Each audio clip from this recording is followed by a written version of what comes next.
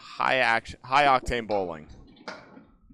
We're going to start with Jimbo Ayotte for Lucky Strike and Jeff Champagne for Leda Lanes. Jimbo's going to have a 6-pack to shoot at for his third ball. Jeff Champagne almost picks up the spare, leaves the 7. How are we doing today, Jordan? Doing well. I'm excited. This is going to be a heck of a day of bowling. So. Oh, my goodness. It's a great way to start it. Yeah, absolutely. These are 2 high-wire acts right here on lanes 5 and 6, the lanes that Bob Lee has been on all week long. Jeff Champagne picks up a 10. Jimbo Ayotte gets a 7 out of his early lead. So it's a 3-string match between these 2 teams. And winner take, it's all pinfall. It's the only thing that matters.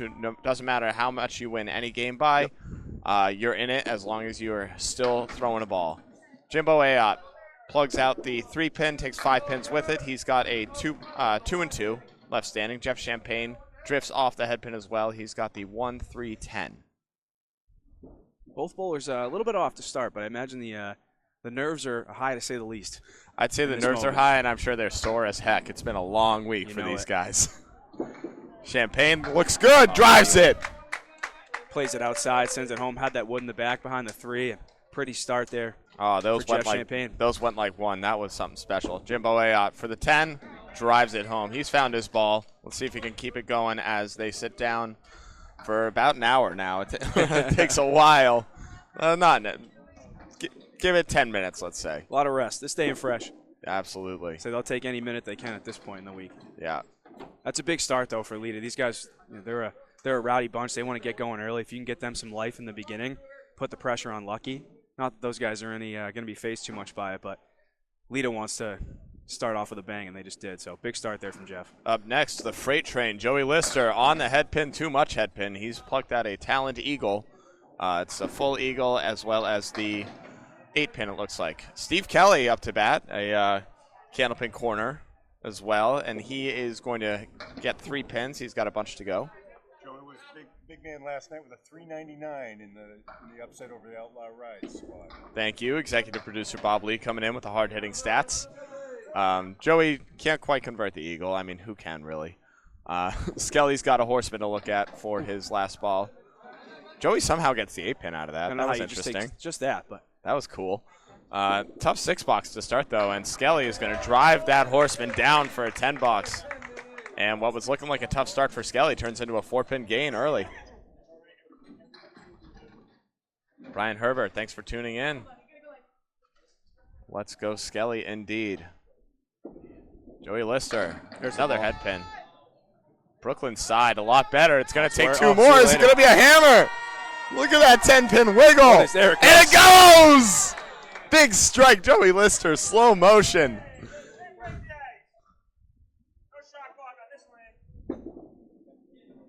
Skelly to match. Yep. It's not technically Brooklyn's side, but with his backup ball, it kind of feels like it on that 1-2 pocket. Ball kind of glanced off, and he's got a check mark leave. Check mark 2. Steve Kelly looks good, too good. Plucks it through. Takes the heart out of that check mark, and he has a setback left.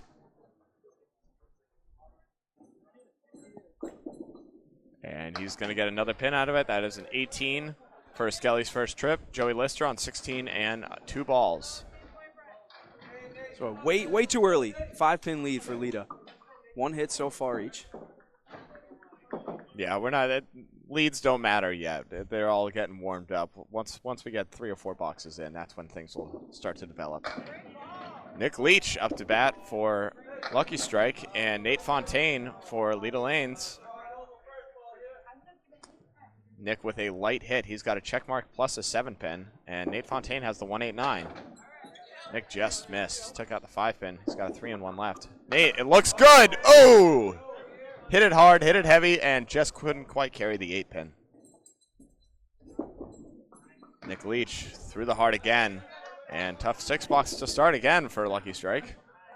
Nate Fontaine cannot convert his single pin. He's got a 9-box.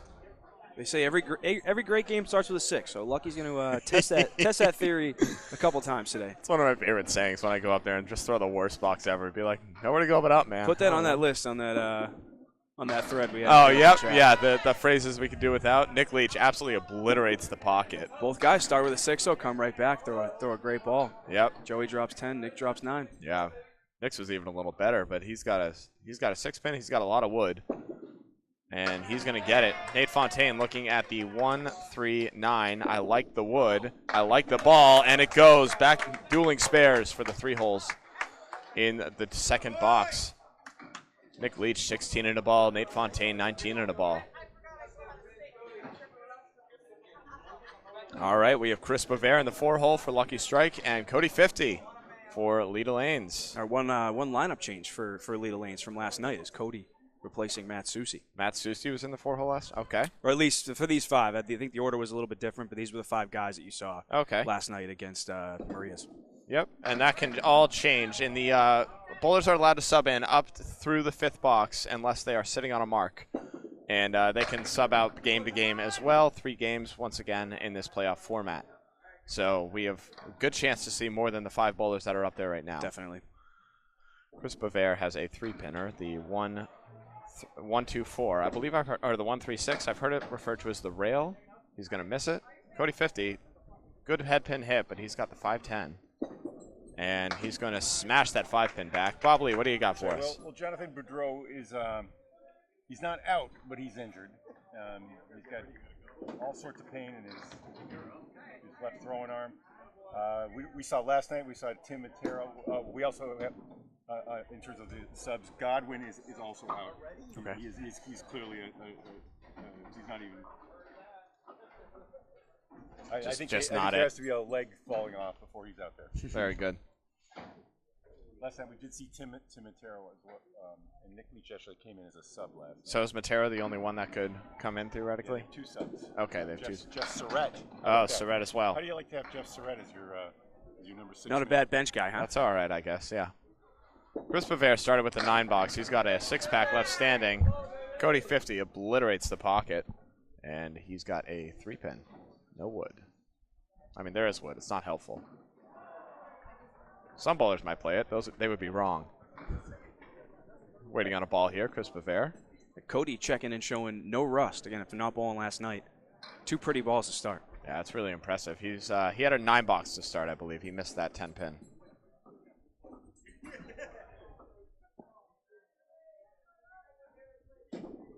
And Chris Boisvert breaks it in half. What a great ball to take down that 6-pack. He sits on a spare as well.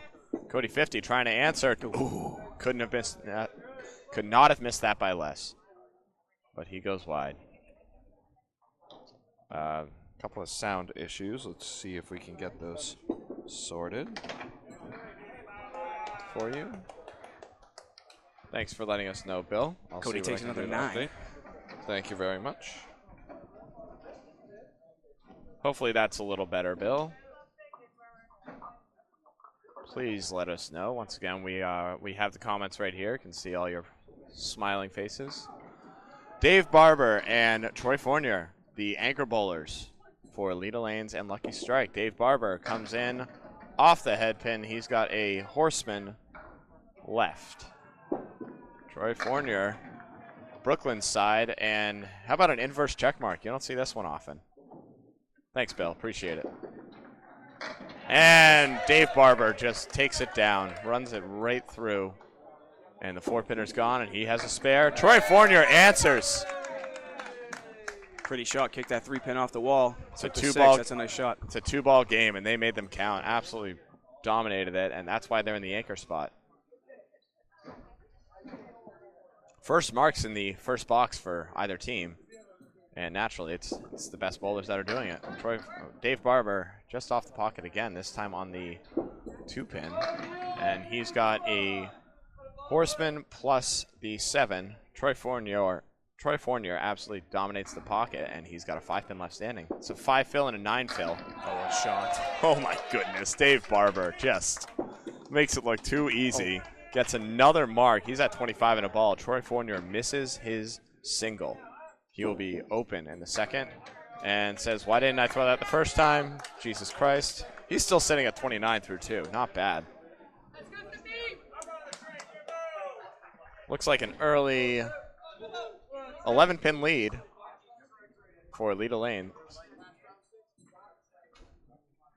Lucky does have the mark advantage. They have striking 3 spares to Leda's 2 spares. Or one spare, I'm sorry. Joey Lister being the difference then. Jeff Champagne has a setback leave, and Jimbo Ayotte has a triangle 6. Oh, it's not a setback. It's an extended setback, if anything. It's an eagle variant where most of the right side was taken out. He only grabs the 7 pin. He's got 3 pins left standing. Jimbo Ayotte just skates by the 6 pin. And Champagne's going to have an 8 box. He's at 25. Jimbo Ayotte goes wide, and dueling 8 boxes here. Jimbo Ayotte, by the way, that was a fill ball on his first ball, so that was a 7 fill. And that puts him at, oh, what's that number? Is that 34? 34 for Jeff, yep. Oof. Jeff's going to test out all the variants here. Oh, Jeff Champagne had the fill. My apologies. It's early for us, too. We're trying our best. This is a symmetrical leave to what he just had, isn't it? I like that wood, though. I do like that wood. Let's see if he can Slide sweep over. it. Ugh, through the hole. Through the bunny hole. And Jimbo Ayotte, meanwhile, he's got the 1, 7, 8, 10. And I don't hate this wood to kind of make things move around the plate, especially here at Leda. They have really treat the plates really nicely and gets good action side to side. He's got to hit the head pin. Well, I said that. He takes it anyways, but the wood didn't do what he wanted. And he's got a 7-10 left, and wood coming out is going to need to be checked on, most likely. It's going back now. Oh, here we go. Go for a ride. Good 9 there for Jeff. Yeah, they're going to take a look at that anyways, I'm sure.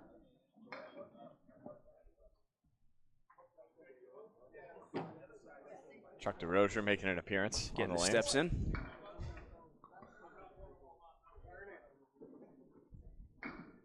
Oh.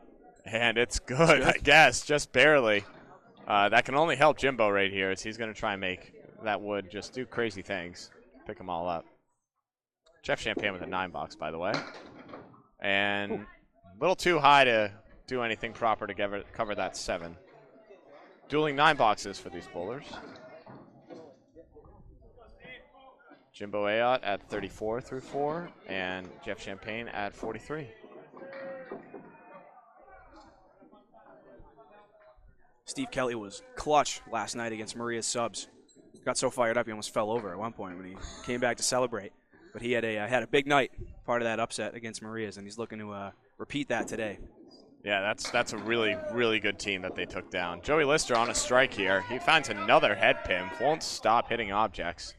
He's got a tough 2-1, but there's wood buckling, bracing on that 10 pin. Gives him a little larger target to cut something over into.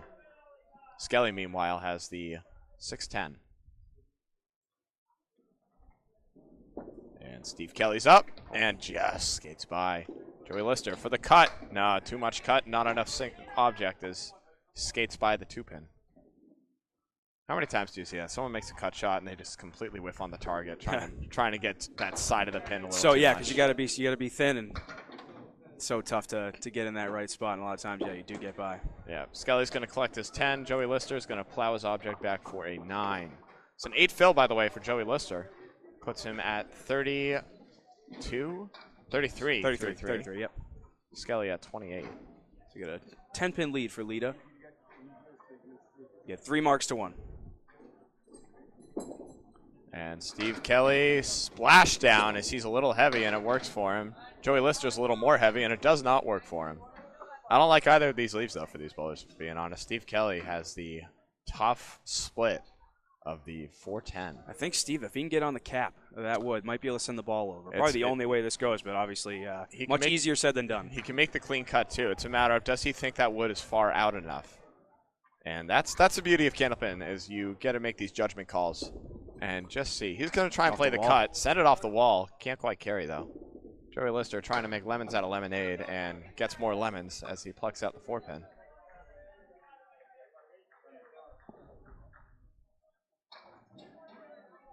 Steve Kelly for a 10 box. Won't go. Wood's a roadblock. Joey Lister, tough 7 box. Starting with an uncharacteristic 6 and 7, but he had a hammer to make up for it. Puts Joey Lister at 40 through 4. Steve Kelly pinning well, 37 through 4. I will say, Joey Lister, he's hit 4 head pins. He has 3 splits and 1 hammer. Just driving through. Yeah. little too accurate. Good problem to have. Nate Fontaine and Nick Leach both on spares. Nate Fontaine is going to have good fill on his. And Nick Leach will have a slightly better one. Both bowlers with tough splits left, though. As Nate Fontaine goes 7, Nick Leach goes 8. See if Nate can split these two, send that wood over. Yeah, the 2 and 1 right here. And it's a good pitch. Wow. What a bid. Can't throw it much better than that. Wood might have just been a little bit too low. Nick Leach trying to make his own cut with the 5-10 and can't quite carry. Try to see if the wood was there. It was not. And Nick Leach, or Nate Fontaine, is going to get a 10 bucks. Nick Leach trying to answer. He will. Good night. Dueling 10s after solid fills. Both bowlers finding a lot of objects right now. As you would expect in the ICC Worlds, this is the cream of the crop, especially here in the playoffs. Hard to find bowlers that are throwing a better ball than these guys right here. What a mix. Working ball, Nate Fontaine. He's going to drop the head pin, even though he didn't hit it first. He's got a side saddle triangle here. Nick Leach with another head pin and has a tough 2 and 2 split. I don't hate that wood for Nick Leach, though. If he goes a little outside, he could maybe send it off the wall instead of careening over. Nate Fontaine is going to hit it. It didn't look like he would, but the ball came in just at the end, but couldn't quite carry the 8 pin. He'll be open. Nick Leach missed his object.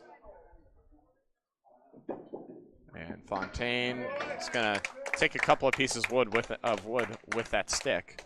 He'll have a 10 box. And Nick Leach is going to play the safety shot, as you probably should there. Nate Fontaine at 46 through 4. Nick Leach 43. 3-hole in a battle right now. Chris Boisvert on a spare right here. Cody 50. Once again, he missed that 9 drop. We'll see how much that comes back to haunt him.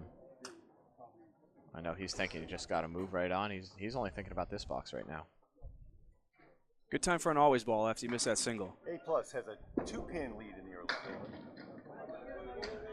That's going to be another battle. They're bowling Team USA. Another battle on the other side of the house between A+ and Team USA. A couple of heavy hitters. Oh, my goodness. Chris Boisvert, that ball gets way away from him. That is on the fill, too. Tough 11 box for him. He looked down at his knee there. I don't know if he's stuck or what, but that did not look like it felt too great. No, it wasn't. Cody 50, way off, too. Throws that ball into the ocean and gets 1 pin for it. Not a great sign for a team that Bob has already told us is beaten down after a long week. So hopefully he's all right.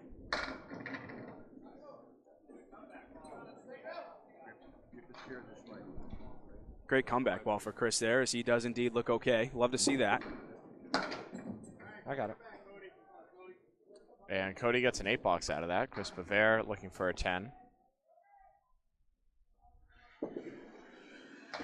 And there it goes. Cody's still looking for that head pin here. He's at 25.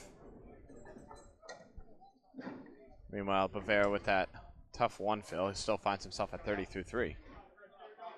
That's where good pinning will get you. Pin to win, especially today. Especially today. Every pin along the way. Yeah, you never know how close it's going to be at the end. Cody 50, an absolute fireball. Boisvert looking to get back on the head pin. Can't quite. He's going to have a baby Caleri right here. Clipped Caleri, as I like to say. It's the 1, 3, 6, and the 8 pin as the sleeper. Who's do you like better here? Depending on what kind of ball you're throwing. Well, you got to hit objects. Cody 50 still looking for his first. Godwin saying he likes Boisvert's better. Maybe a biased opinion, but well, they both do the same exact thing, and they both leave the head pin. Boisvert has wood now, though. Yeah, it might be an advantage. A little anything you can do, I can do better here. Neither bowler happy with it, sadly. Cody 50 absolutely smashes that head pin. And Boisvert goes wide. So much for that. Yep. Well, Cody comes out the victor in that little 2-set.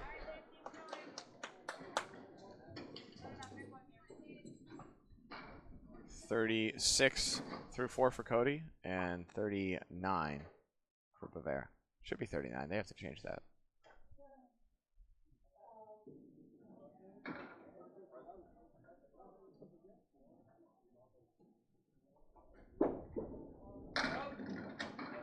Fournier on the spare. No, he's not. Never mind. He missed a 9-pinner as well, or a single pin. 38.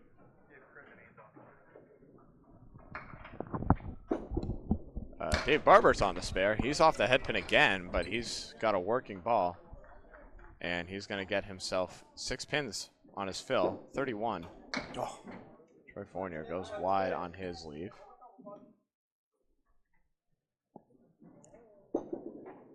Barber, a tough one. Got to hit the head pin. Can't quite carry. Fournier has 3 pins to shoot at, and he's going to get them all. An explosive ball from Troy Fournier to get a 10. And Dave Barber is going to make the most ridiculous 10 box. Goodness. That's outrageous. Talk about getting pins right there. That's a seasoned pro. That one, making a big shot there. 1-8-10 no wood is so challenging, and he just made it work so beautifully. That is exactly how you're supposed to play that shot. Outstanding. See if he can carry that over into this box. Troy Fournier, explosive 7 drop. That 7 pin is wiggling and will not carry. And he's got a little roadblock. Barber, a little too much object. He's got a 3-1 split. See if Troy can play this wood up high. Yeah, that's where I'm going. Get something to spin. That's where I'm going. That's where he's going, and he just dives by Just it. sneaks. And Dave Barber, a little 2-pin perfect. He's going to want to collect 2 pins here. Troy Fournier looking for the same shot here. There it is. There it was. I don't know if that would have taken the 7, but that was the ball he wanted to throw. We'll never know, but 10 bucks nonetheless. Out of that leave, take a 10 bucks every day. Dave Barber with an 8. And we'll get you the updated scores through 4 as Bob, the executive producer and resident scorekeeper, is going to fix it up. Looks like we have a 211 to a 205 game right now in Leda's favor. 6 pins, and I don't know if there's a hit on the board. Looks like we are even. No hits. No hits across the board. Yep. It's a true 6. 211, Bob. Bob's trying to get the active stats. This is not for the live stream, of course. This is for the one that will be uploaded later with a full scoreboard.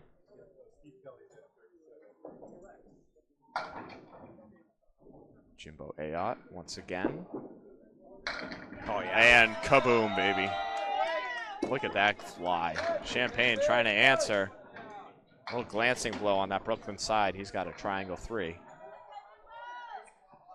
Jimbo Ayotte, that's the ball he's been looking for all day.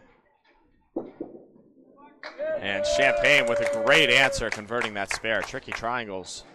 These guys make him go way too easily, and it makes me sad because I hate him. Man, do I hate him. A great answer there from Jeff. It looks like Lucky might be considering making a switch. You got Jeff Surette already on a warm-up lane. This is kind of like playoff baseball where they don't give too much wiggle room in this important of a match. If somebody's struggling and you got somebody like Jeff sitting on the bench, you're going to make a move quickly. Yeah, something tells me Boisvert with that one fill might not be feeling 100%, so Surette might be coming in for him. Jimbo Ayotte, 6 pins on the first ball of his fill. Champagne has a 2-1 split. Jimbo with the horseman. Let's see if he can run it down.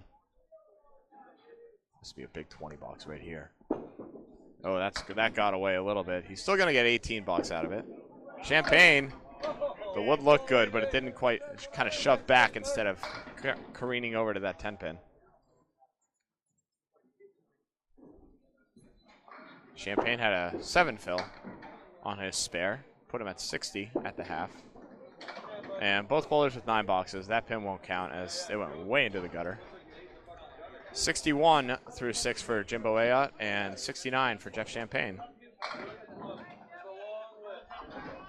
Once again, this is the halfway point as we approach. Once these bowlers finish 1 box, they cannot be subbed out. Or once they start their 2nd box, I should say. Joey Lister. That looks good, and it's a tough break. So he gets another head pin and then another split. Steve Kelly. Oh, man, he goes pocket side and just drives it home. 9 pin left standing. There's wood way out in front, but as long as it doesn't phase through, it should be good. Joey Lister. Yeah, that wood looked like it was almost going to snuggle up, and as the pins on this side of the house have been doing all week, it came right up against the edge of the plate. Yeah, Scully goes wide of the piece. I think he maybe overthought that one a little bit and overcooked the ball. Joey Lister almost made a ridiculous cut shot. Couldn't quite carry. He's going to have a 9 box. 49.5 for the freight train. Steve Kelly, let's see if it would have gone. Yeah, it was there. 10 bucks for Steve Kelly. 47.5. Steve Kelly, of course, did a wonderful job as well announcing the singles knockout earlier this week on Monday. Tremendous matchups in the semifinals and finals. Joey Lister way off. He's got 3 pins down, 7 to go. And Steve Kelly finding himself with a tough leave as well. He's got the Lambda plus the 610. Who's do you like better here? I'm taking Joey's. Yeah, Joey's is just throw a hammer ball, right? He did. He didn't quite carry the back pins. And Skelly went off the object again. Steve's going to have to work for a 10 box here. He really will. Joey Lister won't. He's got a 2-pinner and runs it right down. Skelly, the 168. The ball looks good. Sends it off the wall. Can't quite carry. He'll take a 9 box out of that. Still a good 9 out of that, no doubt. If you can get more than 1 on a shot like that, you're walking away. At least satisfied. Absolutely. 56 through 6 for Steve Kelly. And 58, I believe, for Joey Lister. 59, apologies. Nick Leach. What a mix. Wow, big working ball as he finds the wrong pocket. Right idea. Nate Fontaine absolutely buries the 1-3. And he's got the 10-pin. There's wood in front. It just flattened out, though, so we'll see if he helicopters this over. I think I might go on the far right of that Yeah, one. probably right down the pipe, send it over, absolutely.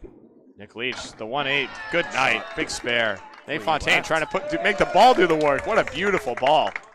Nate Fontaine with a great read. Matching spares on great second balls from those bowlers.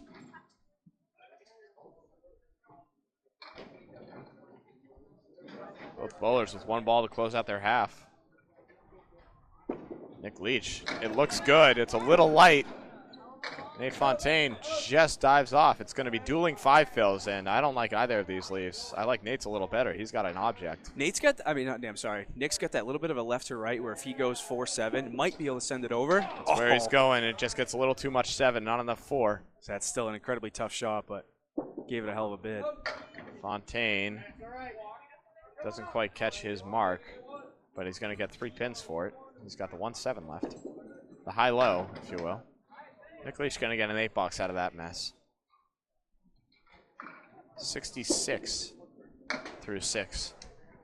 Nate Fontaine with a 9 box puts him at 70 through 6. Looks like we're making a switch here.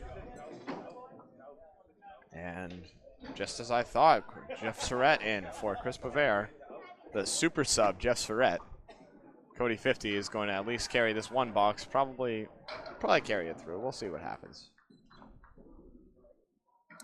First ball of the day for Jeff Surette. And first half Worcester of the day for this lane. Cody 50. Oh, looked like another half Worcester. He's going to get a little mix off of it, though.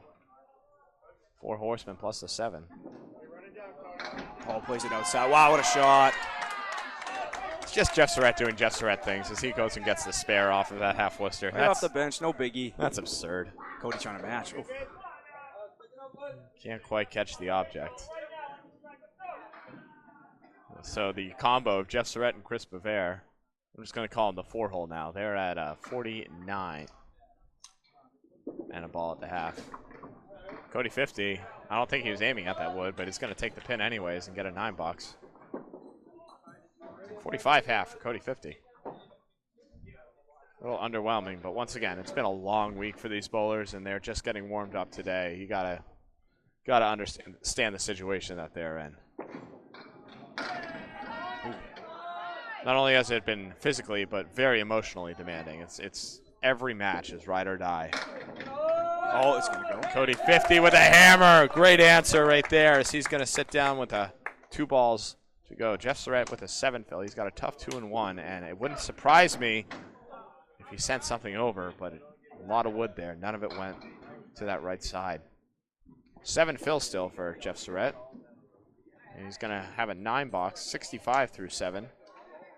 Cody 50 at 55 and 2 balls. Can catch him with a spare. 1 pin lead so far for Lucky Strike as we are approaching, or we're just past the halfway point, and now that everyone's kind of score watching a little more. There's only one hit on the board, and that's a big one from Cody 50. Dave Barber with a 7 drop. He's got a tough split here as the pins are spread out a little bit. Troy Fournier dives off the head pin. Still is going to get a really good mix off of it. The 110. Dave Barber red line. trying to make that wood go. Oh my goodness, Wow. Look at that 10-pin wiggle. Wow. There's no way. You can't throw it much Played better it than perfect. that. Sent it right over. Gave it a wiggle. Oh my goodness. Well, Dave Barber is going to see if he can settle for a 10 box. Troy Fournier having trouble hitting some objects right now, but he's going to get it that time for a 9 box. And Dave Barber with a gainer gets a pin. Doubles the lead, if you will, for a Lucky Strike. 310 to 308. And no more subs for either of these bowlers on this particular string. Of course, there are 2 more after this. I know all week it's been 2 points per string, 2 points for the pinfall. That's all out the window. In playoffs, it's all pinfall, baby.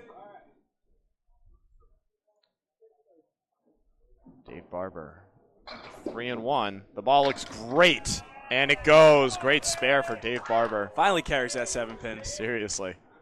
He just gave a look to his team with the same Oh, thing. what a Oh shot. my goodness! Wow. The 2, 4, 6, 7, 8 Couple goes shooters. like one as Troy Fournier obliterates that for a great mark.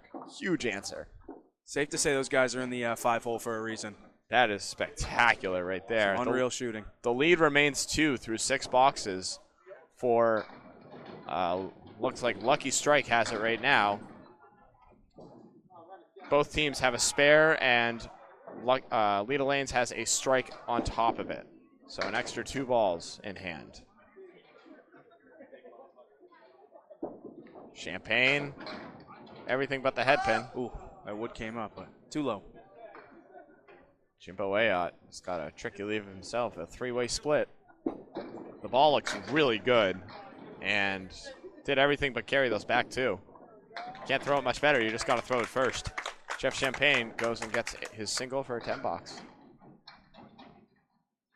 76, 79 through 7. Jimbo with the 9 box of his own, no blood drawn. Lead remains 2. 70 for Jimbo.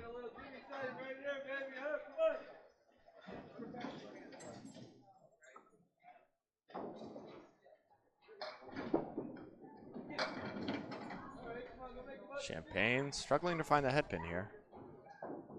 For 1, 3, 8, 10. No wood. Jimbo's going to join him off the head pin, and he's going to have a baby Caleri. This time it's the 1, 2, 4 with a 9 pin. Champagne didn't quite cook that one long enough. As he takes out the 3 pin, he's going to have a tricky out here for a 10. See if Jimbo can make it hurt. Smashes the head pin. And it looked like it might carry some stuff, but instead it skied into the abyss. Champagne plucks his head pin for an 8 box. Jimbo looking for a gainer and almost got it the unorthodox way. No blood drawn in those 2 boxes as they go 9 and 8 respectively. Joey Lister and Steve Kelly once again. 337 to 336, 1 pin lead for Lucky Strike. 2 balls in hand for Leda Lanes.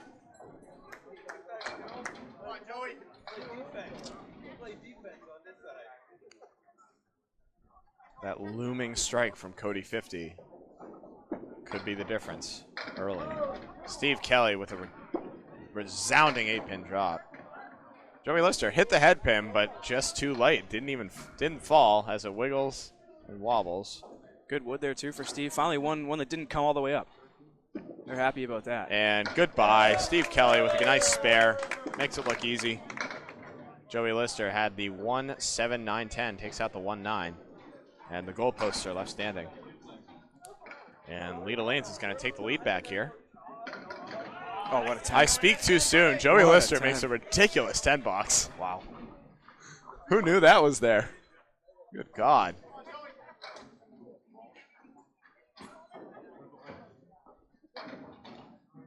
Three marks on the board, including Steve's fill right here. Only 1 for Lucky Strike. Steve Kelly, that's a great fill and another great 8. Joey Lister with a really good head pin as well. Steve Kelly, the 5'9", with a good piece. Joey Lister, a naked 6-pin. It's an 8 fill for Steve. Gives him a 7-pin lead and another spare. Steve Kelly turning it on. Joey Lister answering. Matching spares in the 8th box for the 2-hole bowlers. 84 and a ball for Steve Kelly, 79 and a ball for Joey Lister. A great trip there for Steve. 28 plus a ball just in those 2 boxes. Yeah, he hit 4 really good objects right there. Gives Leda a little bit of a cushion here. 7 pins now. 7 pins is nothing in this format, of course. Nate Fontaine, nice 8 drop. Nick Leach, another head pin, another really good one. Goodness. And, oh man. He's got the 5'10", but I really don't hate this piece of wood for him. It might just be high enough where he can redline and carry. Nate Fontaine, goodbye. Leda Lanes riding the wave right now. Another mark. Nick Leach trying to redline. It goes! Beautiful read, beautiful shot. Nick Leach playing the angles.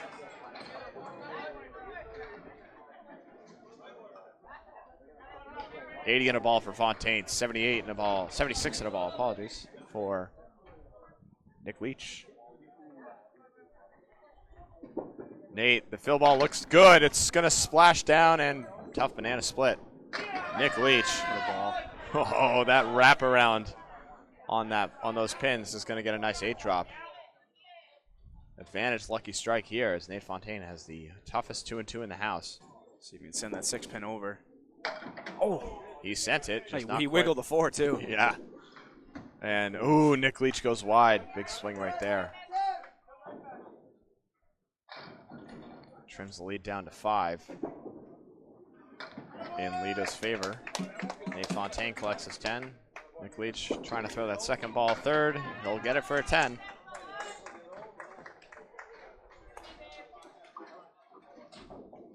So both our 3 bowlers put on a show here. We get Nate at 96, Nick at 94. Both new bowlers to their respective teams as well. They're coming out swinging. Yeah, they're in on this it. quarterfinal match. Yeah, Nick Leach, on the Friday Night Pro League with CPL 3, one of the powerhouses in that league. Nate Fontaine, a Western Mass bowler, brother of Aaron Fontaine, grandson of Tommy Oldsa. Cody 50 with a tremendous fill ball, but he's going to have a tough break right here, the 5-7. Jeff Surette, that's a lot of head pin right there, and it's going to mix very nicely. Yep. That's our fourth variation, either 5-7 or 5-10. 4th one we've seen just in these 8 boxes. Yeah, that leaf usually means you threw a really good ball and just didn't quite catch those pins. I like to call it a hammer ball that doesn't hammer. Jeff Surette, spare. Every mark worth its weight in gold right now. Cody 50 with a 9 fill on his strike, meanwhile. Gives him a 64 half, and he's at 73 through 7 after that. Jeff Surette, of course, he came in as a sub halfway through. He's at 75 and a ball, it looks like.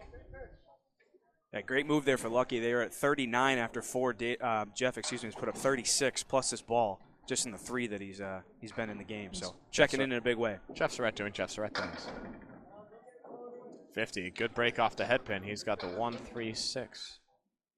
Surette on the fill. It looks really, really good. Oh my gosh. He's going to devastate the pocket and have a naked 9 pin to shoot at. 9 fill for the man. He's at 84 through 7. Cody 50 goes wide. Jeff Surette looking to make it hurt right here.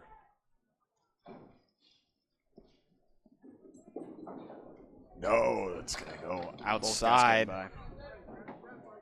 As Lucky Strike catches a break and then gives it right back. The ebbs and flows of this game, man. Couple of 9 boxes in the 8th. And it's a 4-pin lead right now for Leda. Matching marks as well, 2 spares apiece. 2 of them about to be filled right here by Fournier and Barber.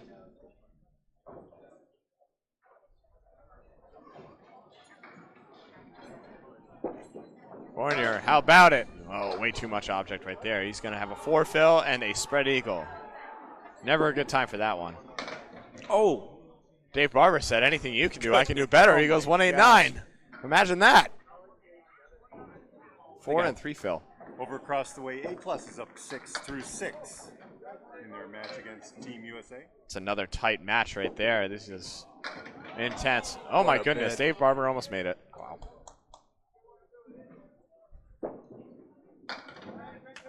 Troy with a good 8-box right there out of that. And Dave Barber, oh my, I didn't even see the 8-pin up. Took out the 1-9 with his first ball. It's a 2 fill then. 71 through 7, 80. 71 through 6, 80 through 7 for Dave Barber. Nope. And 3-pin takes a tumble. We're going to need a reset on lane 6. 5-pin lead after those interesting fill balls and pretty good outs out of it. High wire action on the other side of the house. You can check that out on Candlepin Bowling Network as well. Greg Gouillart and Paul Grant on the call. A couple of missing head pins right there, and a 4-pack and 6-pack for these two bowlers. Troy Fournier, the 5-pin's a sleeper. A little too much of that one as he has 2 pins to shoot at. Dave Barber, what's going to come up and help him on this out ball? Fournier making it the way you're expected to as he sends the 3-pin off the wall to take out the 6. Barber, 1-5-7. What an outstanding read from Dave Barber. I think he was playing it over there. 37 down the pipe. That's crazy. I would have never expected that, but that's why he's up there and I'm back here. He's going to have a nice 10-box. Dave Godwin getting the steps in. 2 boxes to go in this first string, and the 5-pin lead remains solid. Joey Lister and Steve Kelly, the only hits on the board. They both have spares.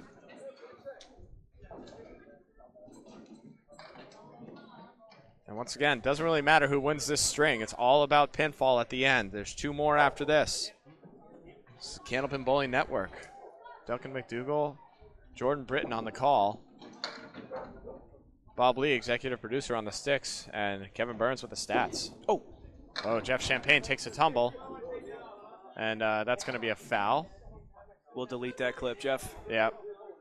Oh, no, he left his booty on. Oh. It's the second time I've seen that this week, as I saw Jeremy Seaholm take a tumble, something similar. Yep. I was watching the stream when that happened. I remember that well. It was like, when did that happen? And I saw him looking at it. That is nightmare fuel for any bowler. Yeah. Thankfully, it wasn't on a fill at least, so he'll be able to try and make something out of this. Recovers nicely, gets 6, even though off the head pin. Jimbo had a 6-pack, took out the 1-8, and he's going to get a really nice 9 out of it. Champagne, dueling 9s, kingpins, left standing. Only needed 2 balls to break even. That's a big comeback there for Jeff. We need a... Yeah, we're going to need Benny Hill music to that and a couple other balls that have happened this week. Jimbo Ayotte, 87 through 9, and he's going to have a tough break. Champagne! What a ball. What a strike bid. Look at that 5-pin wiggle. Won't tumble, though. He's got a shot at it. The wood might also be on it. We'll see where he plays it. I'd just go with the pin. Oh, my! Jimbo Ayotte makes the eagle for an outstanding spare. Are you kidding me? As we were just saying, Nico, take a clip of that one. That is ridiculous. What a huge moment there as Jeff Champagne stares down his single and collects it as well. That's metal as well. When a bowler makes an outstanding shot next to you, to just sit down and go make yours. That's great in its own right, but holy Toledo. Jimbo Ayotte trying to make it count. How about a 189? Well, go make that one now. Of course, he won't get to. That was his fill on his 10th box. Good place to leave it. Jeff Champagne gets a really good mix off of his ball. And despite the spread eagle conversion, that's a gainer for Leda Lanes as they find themselves up 10. Jimbo with an even 100. Jeff Champagne with a $114. With that 100, we have Tim Matera warming up on lane 10, so we might see Tim in that leadoff spot. Tim Matera, of course, making a comeback to Candlepin Bowling and finds himself right smack in the middle of the World Tournament. The Hall of biggest Famer. stage. Hall of Famer Tim Matero. Put some respect on his name. Apologies. Joey That's Lister. me. That's on me. I forgot. Joey Lister with a 9 drop, 9 fill on his spare. He's got an 8 pin with a nice plank, and he's going to drive it home. Joey Lister makes that every time. Steve Kelly with a 6 fill. He's got a lambda on the right side. The ball looks really good. Can't quite carry the back 2. He'll be open. Big swing here as Lucky Strike making moves. And Skelly goes wide for an 8 box. 5 pin lead, extra ball in hand for Lucky Strike. The only ball in hand, in fact. Joey Lister with it right here. A bouncing, bumbling ball. Takes out 7 as he still finds the head pin. Really rough leave for a spare conversion. Let's see if he can make it. There are a couple people in the world I'd be like, yeah, he has a good chance. Skelly with a strike! Big answer right there! Joey Lister with a 7 fill gives his team a 2-pin lead, but Skelly might take it right back unless Joey can make something crazy happen. Where are you going here, Jordan? It looks like I thought about going left, but I'm looking at the way that Joey's talking to his teammates. He's thinking about going right. I don't hate right. So if he's going to play probably that cap that's way up in front. It's either the cap in front or if the ball has enough oomph to take the cap that's near the 10 pin. He has that left to right hook over. too, where he could sneak into that wood in the middle. Let's see. Oh, he went down low. Whoa! That's where I was originally going to say, and then I saw him pointing right, and I thought he might be second guessing it. That's an outstanding bid. He sends 2 pins over to the right side to go and collect that 10, but they're a little high. And that's what that cap does. 9 box for Joey Lister. Respectable 114 string. Steve Kelly sitting at 108 and 2 balls for that 10th. Joey Lister, once again, a 399 yesterday to dethrone Maria Subs. Steve Kelly. How about a spread eagle? He's got one more hit, though.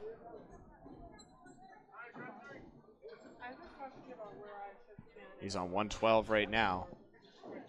He needs 3 pins to take Lister's string in the head-to-head matchup. And he's going to get him. Maybe more. Look at this pin run. Another one for Skelly as he gets a really nice 8 fill out of that spread eagle. 116. Steve Kelly. And Leda Lanes reclaims the lead. 7 pins thus far. 6 boxes to go in this first string. First of 3. All bowlers are open. Our last 3 on each side. It is a true 7-pin lead. Nick Leach. Oh, look at these tumble. Late action on Nick Leach's leaf. I think it got a little worse though. Somehow, it's amazing how that happens, right? It looks like it's still moving. You would think you always want pins to fall, but occasionally you'll see one trying to wiggle around. You're like, no, give me something to hit. Looking for the 7-10 conversion. Somehow, some way, that 10-pin stayed up. I have no idea how. He sent 2 pieces over there in a beautiful fashion. Yeah, if anything with that shot, I was worried more about the 7 than the 10. And me as well. Way, so. 9 box for Nick Leach. Nate Fontaine with 5 pins to shoot at. He's going to go way wide, and look at this. He's still going to get 8 out of it. 32 miles an hour out of the hand for Nate Fontaine. 6 miles an hour faster for Nick Leach at 38. It's always been a finesse ball for Nate. You saw him coming up through the youth program bowling on Candlepin New Gen, which you can find on YouTube as well. Just a crafty bowler, again, not a powering bowler by any means, but throws such a great ball, gets a good mix. Nick Leach with a very powerful ball right there. He's got a. I don't know how that 3-pin is actually standing. It is the leaning tower of 3-pin for sure. Love that wood to carry the 10 though. Yeah. Oh, he gets by it though. Doesn't quite carry. Nate Fontaine looking at this wood. I think he's going to play it. It's just a matter of where. I think low. I think I'm going low. The way he throws his ball, I'm going low. Nate is. Oh, he's gonna cut it clean. What a freak. That's a monstrous bid right there. Just goes wide of it. Nick Leach finishes his string with a 9 box. 111 for Nick Leach. Oh, he tried it again. I respect it. Threw the same ball, got the same result. 8 box for Nate Fontaine. 112 start. Very respectable. Matching 112s. Cody 50 and Jeff Surette. Jeff came in and he's made 2 marks in 4 boxes. And looking for his third as he's going to have a triangle 2.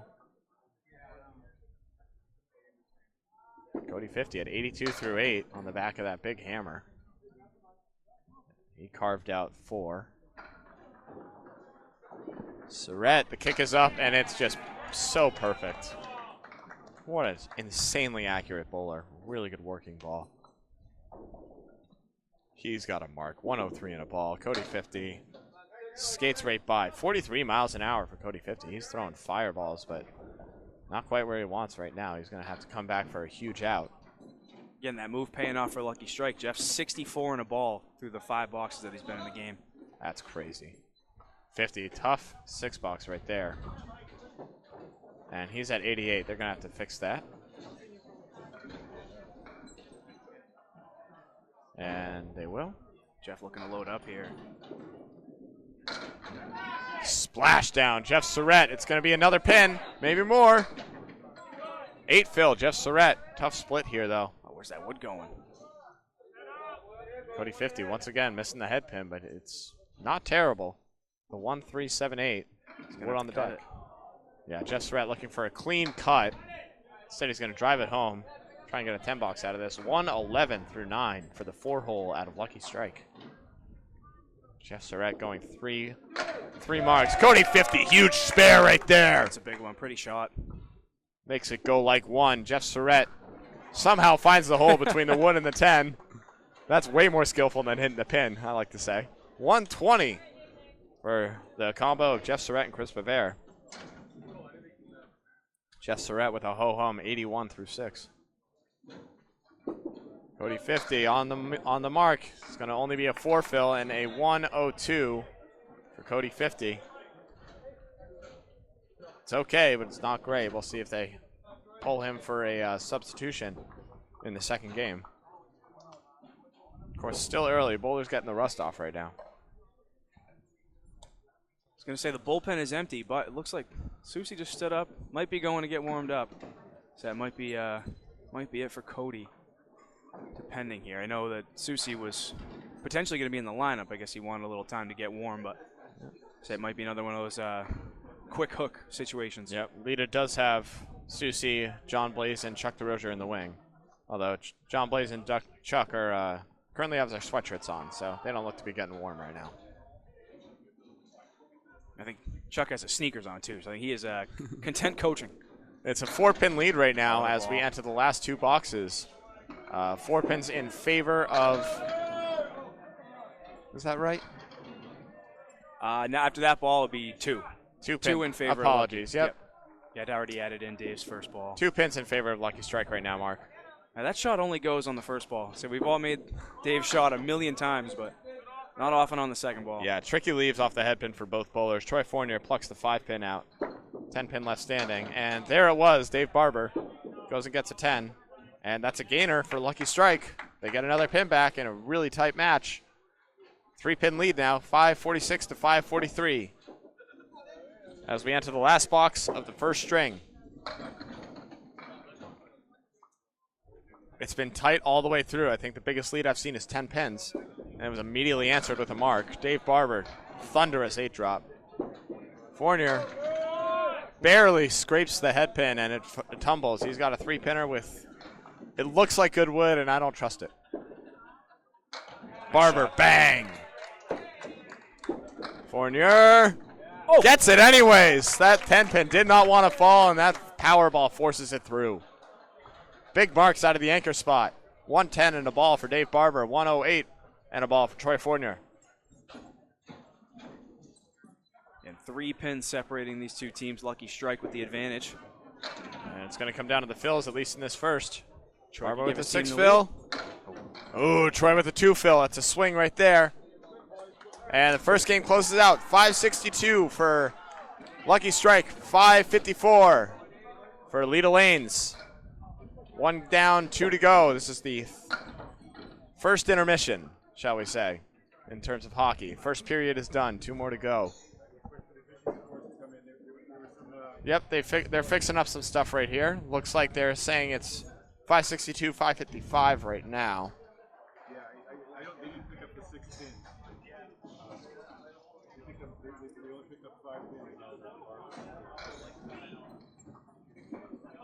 We'll give you the final count once it is confirmed by bowlers. Is there 6? It looked like it might have been.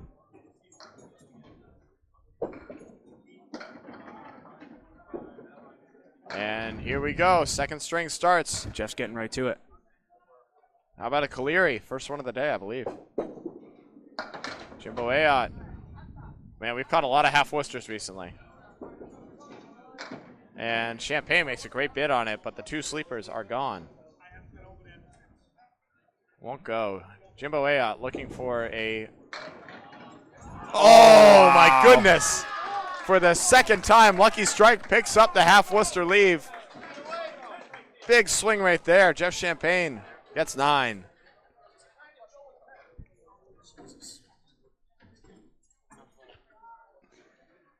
I believe 555 to 562 was correct. Yep, so it was a 7-pin lead before this box for Leda, but Jimbo Ayotte, something tells me he's about to make that up. No, another half Worcester, the other side this time. Well, he's going to have to make it again. Make it again, Jimbo. Champagne looking for a nice one. A little heavy, can't quite carry. Looks like Matt's name is on the board in the 4 spot, so he is going to take Cody's spot. That's Cody 50's spot, yep. Oh, Jimbo puts another good bid on it. Not for lack of effort. Yeah, I won't get this so lucky now. And a good 9 box for Champagne as he has a nice out. 18 through 2.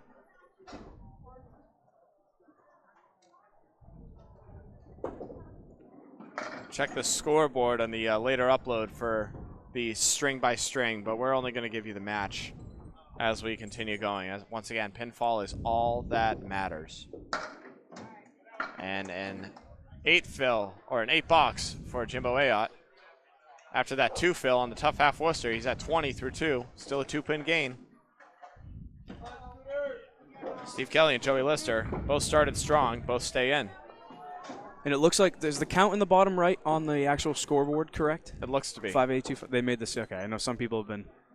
Teams are making subs a different way, and it's Yeah, not it giving should- us a correct count. But They I got think an this extra, is right. They got an extra 2 pins, so it should be 9, and that looks correct. Perfect. 582, 573. Love that for us. Yeah, it's been a little wonky this week on the scoreboard. Steve hits the head. Oh, there it goes. It's the second time we've seen a wiggling, wobbling head pin. I think Joey Lister had the last one, actually. He's had a tough 2-1 leave, though. Steve Kelly with the run of 3, 6, 10, and the 8 pin as well. A little baby split. Ooh, and makes the easy ones. Oh, Joey, wow. Joey Lister blasted through. The 2, the 4, and the 6 go like 1. Big spare, Joey Lister. Steve Kelly gets a 10.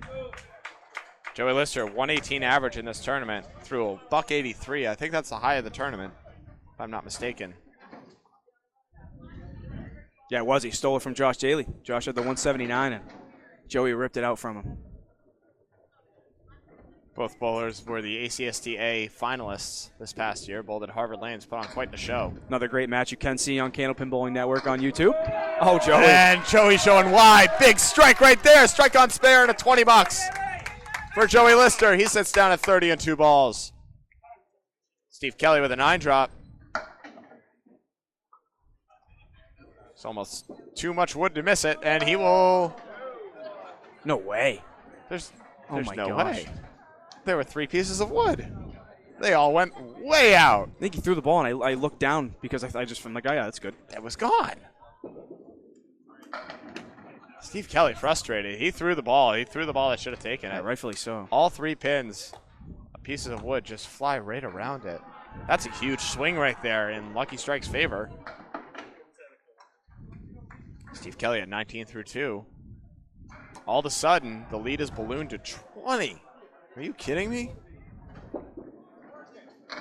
Huge trip right there from Joey Lister. Ball from Nate.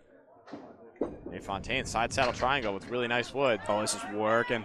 Nick Leach way off on the wrong pocket, but that mixing ball, that fireball is going to do work for him. He's got a really weird leave here. You don't see this one often. Oh, what is going on? Fontaine gets robbed again. He What's snapped that going wood. on? It came forward. What's going on for Leda right now? See if Nick's Throwing the ball, not getting it. Nick Leach can't convert either.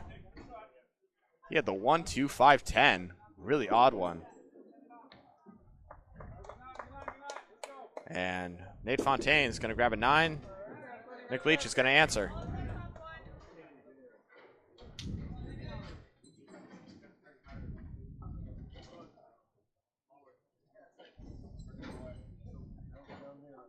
The lead remains 20 for Lucky Strike. And Nate Fontaine. Tough break. Nick Leach goes hammer time.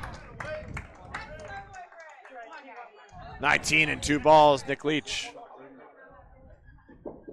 Nate Fontaine trying to make a pretty one. 5-7 are left. Lucky Strike, or Leda Lanes, reeling a little bit after a couple of shots did not quite go for them. They're still pinning well, but Lucky Strike is on a rampage. Yeah, up 21 and already sitting on 2 strikes. Leda's going to have to throw something together here quickly to answer. So if these Lucky Strike boys get going, it could get the lead could balloon quickly. Matt Susi making his first appearance on these lanes. Subs in for Cody 50. Let's see how he does in the 4-hole. Matt the Mohawk Susi. Let's see what goes on. Jeff Surette, of course, stays strong as he finished in style that first string. Matt's also one of the many Leda Lane staff members we have to shout out after a phenomenal job this week. It's been outstanding. This is not easy for any house, and they have done a fantastic job. Yeah, it's been nonstop bowling, and now it's down to 2 matches at a time. Little quieter, but that much more intense as they are worth their weight in gold. Jeff Surette working ball. He's going to have mix. Yeah, off the head pin, but he's only got the 1, 8, and really nice wood on that 8 pin. Matt Susi, that first ball went awry. That second ball barely missed. He's got the Millis 8 left standing for his 3rd ball. Jeff Surette, oh yeah. Oh yeah, that's gone. Another mark for Lucky Strike as they are turning it on at the beginning of this second game.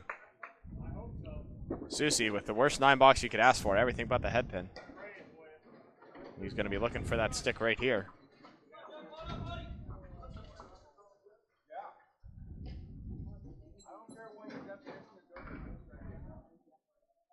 Jeff Surette, as you called him, the super sub, saying I don't want to see the bench again. Making a statement. The way he's bowling, he will not see it for the whole rest of the day, so long as Lucky Strike stays in it. Susi with a 6-pack. Surette on the fill, bounding 6-fill right there as he's got the check mark 3. Yeah, at this point, it's ride the hot hand. Ride the hot hand all the way to the end. There's no rest here. None of that these last 3 matches. No, you'll sleep when you're dead. That's right. Jeff Surette, bang! Shot.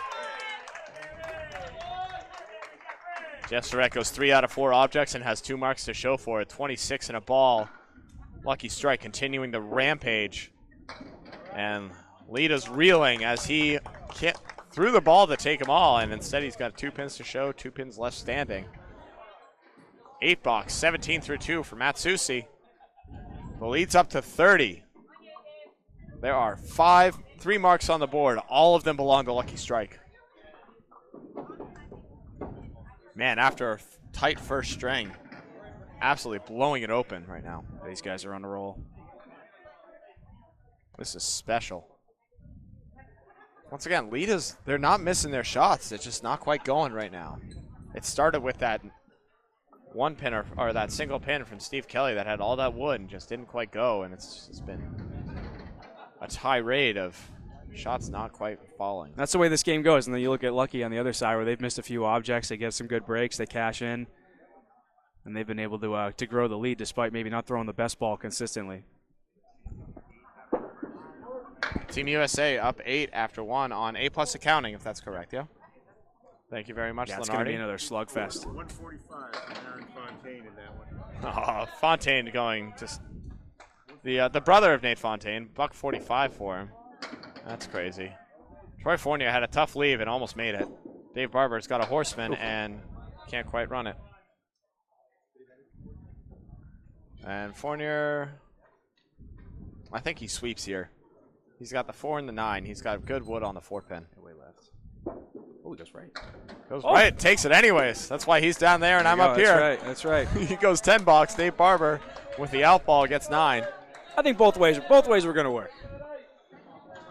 Couple ways to skin that pig. Aaron Fontaine, I think, averaging 145 for his first game in the playoffs. He threw a 150 the first game yesterday to get USA out to a big lead. Guy's a monster. Unbelievable. One of the best bowlers in the world right now. Here's another one. Dave Barber with a 9 drop. Looked like 10. Almost went dominoes there in the back row. Fournier found the object. He's got a bucket. And Leda Lanes, There's another one. Tough breaks continue. Threw a perfect ball. Barber, gone.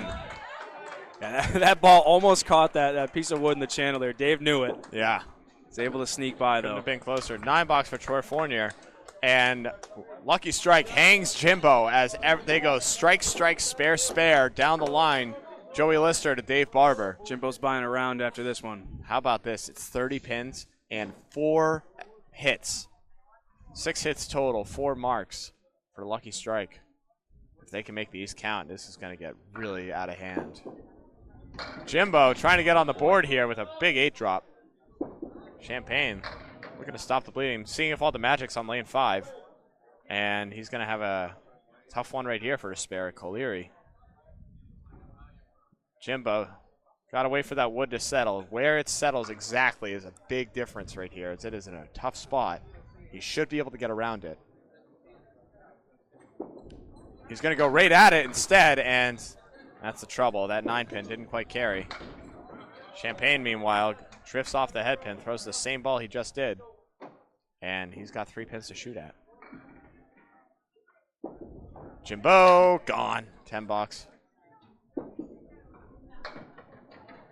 And Champagne with a 9. Jimbo at 30 even. Champagne at 26.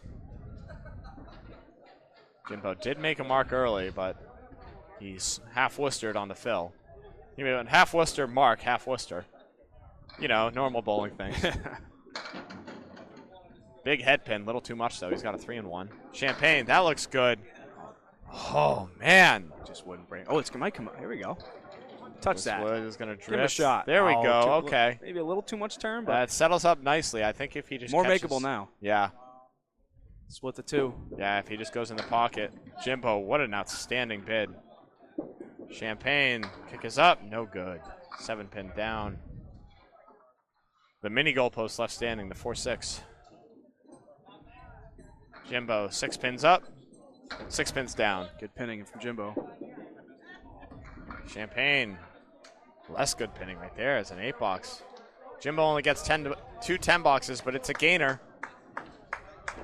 40 through 4, up against 34 for Jeff Champagne. We'll see if we see a sub. I don't know if we will though. I don't see anyone suiting up. Lister on a hammer. Oof. Looked for a double. That was a great ball. He's got a tough split instead. Steve Kelly. This is going to be a hammer. Wiggled it. Wow, that 5-pin looked like it was going to be tripped up from behind.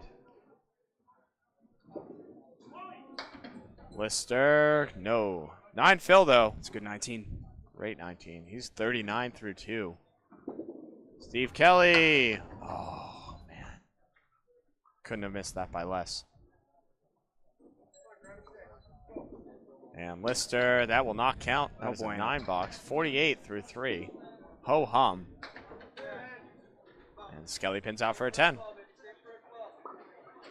It's 29 through 3 for Steve Kelly. It's respectable, but you're down 19 pins, man. Joey Lister on a tear. 42 now in the match. Still those 3 looming hits for Lucky Strike. Maybe 4. Make it 4! Is it gonna go? Oh. No! Fell just the wrong way. Now Joey Lister's got a 5-pin. Steve Kelly, a little too much object there. The ball glances off. He's got a 3-2. Both with a tough split and both with the 5-pin that didn't want to go. 34 out of Joey's hand, and it's going to drift by. Both bowlers missing 5 pins.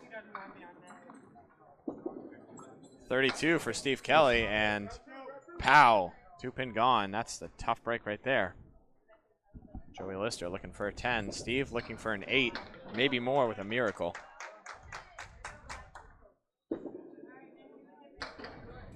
Ooh, almost sent it off the wall. I thought he was walking the dog. It's almost the miracle he needed. Good pins though, regardless. It's the best you can do. Throwing that's 3 objects for an 8 box. What do you want, man? Nick Leach on hammer. Leads up to 44 all of a sudden. It was 7 at the beginning of this match, of this string.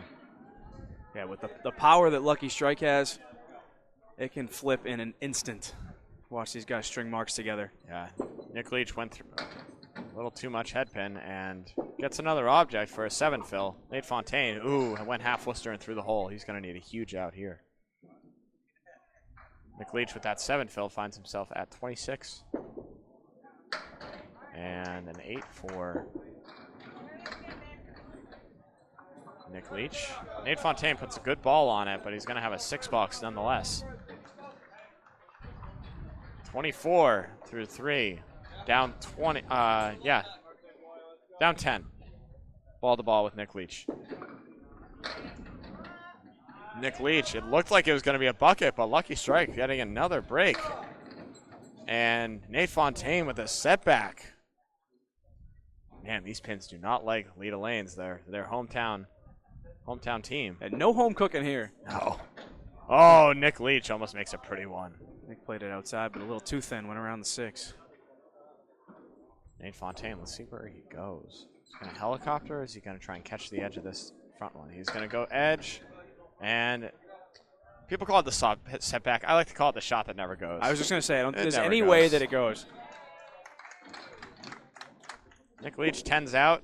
Nate Fontaine, ooh, couldn't play the wood and 10 out as well. That was cool. The way he sent the 5-0, I wonder if maybe it would have, but I don't know. But it doesn't go when it's up. It only goes on the 3rd ball. There's no way. That's correct. Nick Leach maintaining his 10-pin lead head-to-head. And with his fill, it is now at 53? Yeah. Jeff Surette on his fill goes 5 fill. Sorry, now it's 53. Yeah, it just grew now. Yep. Yeah. He's got a tough 3 and 2. Matt Susi looking for objects. He's got an unorthodox delivery. His arm comes way outside of his body. But when he connects with that pocket, look out, as you see right there. Nice 8 drop. Jeff Surette. Ooh. Oh, cuts it nicely. Not quite enough, though.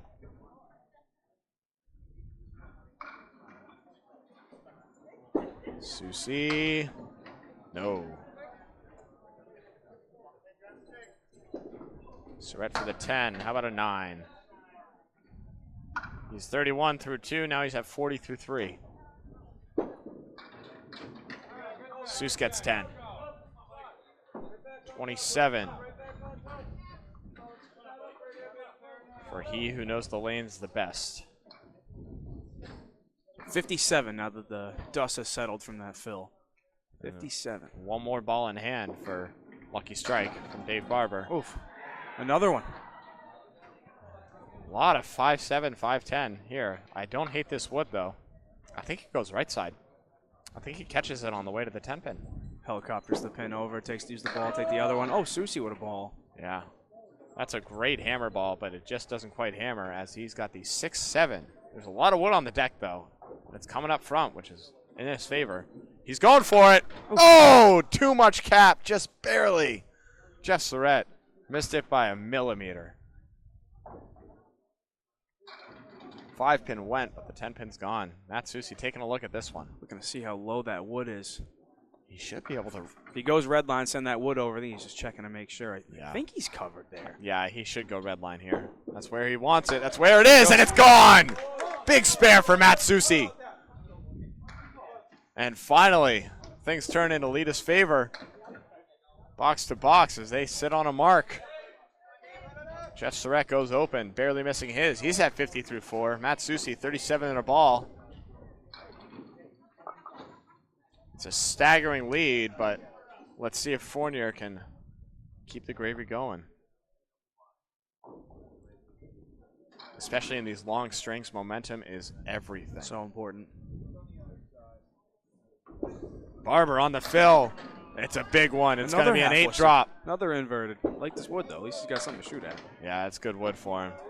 Fournier, it looked like a 6-pack, but that working ball is going to take out the head pin, whether or not he liked it. So on the other hand, I don't know if I like that wood for Troy. Yeah. Barber gone. A little bit of an angle away. 27 through 2. 37 in a ball through 3. Fournier, what a great bid. Can't quite carry the 4, though. Lucky Strike reclaims momentum just like that. 10 box. No fault of his own right there. Fournier at 29 through 3. Pinning well. But in the onslaught of marks, they might need more than pinning right now. Yeah, I mean, still plenty of time, but they definitely have to get to work. This is Candlepin Bowling Network live at Leda Lanes, Nashua, New Hampshire. Duncan MacDougall and Jordan Britton on the call. Bob Lee on the sticks and Kevin Burns on the stats. Bouncy ball. Bouncing, bumbling. 6-pin fill. Oh, what a ball. And Fournier's got a 9 drop to contend with. How about 43 through 3 for Barber? He's looking at a horseman. Should go 3 in a row. And just takes the 3-pin out. Big one for Troy here. If Leda can take 2 marks into the next trip. There it goes. Good call right there, Jordan, as he picks it up. Part of chipping away. Carry marks over. Yep.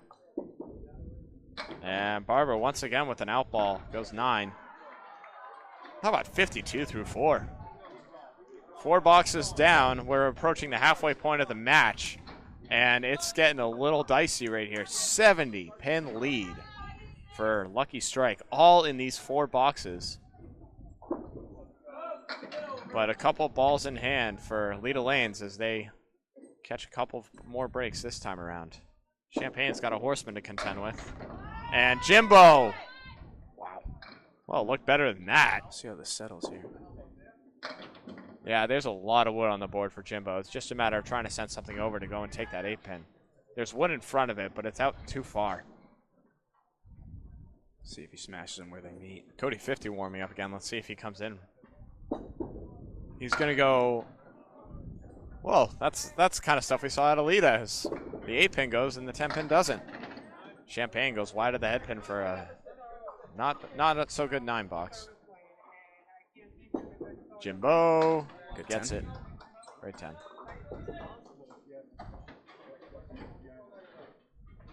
So Jeff is locked in now. He's only 50? I'm sorry, 43 through 5, looking at the wrong side. So he's going to have to get going if he wants to keep himself in the lineup. Again, he's in for the rest of this game. But yeah, he found Cody. himself a head pin, but it's too much head pin. He goes spread eagle. Jimbo. Tough leaves for both bowlers here, as Jimbo has another variation, the 5-10 this time. There is wood. It might be too far in front. We'll see where he goes. Champagne collects 2 out of that eagle. He's got 6 left, or 4 left. Apologies. Jimbo's going to have to could go high on that wood. Maybe try to cut it clean. Go Nate Fontaine. He's going high. Oh, the ball! Oh my! Wow! Almost a block in the back from that ball. Won't quite carry. Champagne, a 1-object 8 box. The 2-3 left standing. Jimbo gets it. That's a gainer.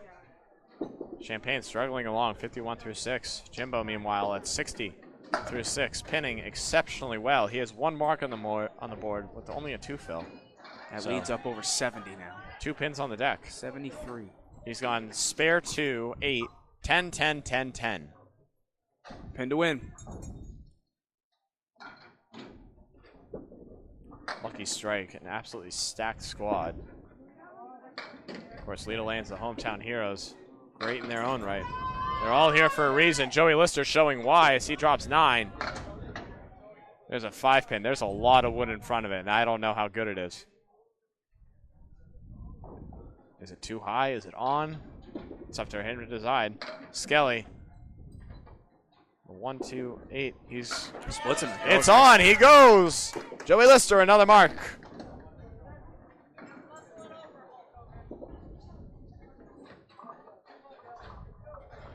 How about 68 and a ball at the half for Joey Lister? Skelly gets 9. It's Steve Kelly at 46.5. Dave Godwin may have just called a strike here for Joey Lister. I mean, he's throwing a ridiculous ball right now. This would be huge. Oh, it goes wide. It worked. Yep.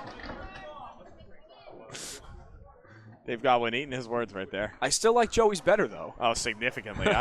Who likes the spread eagle? Let's be honest. Steve Kelly trying to make a cut. Takes 1 pin for his efforts.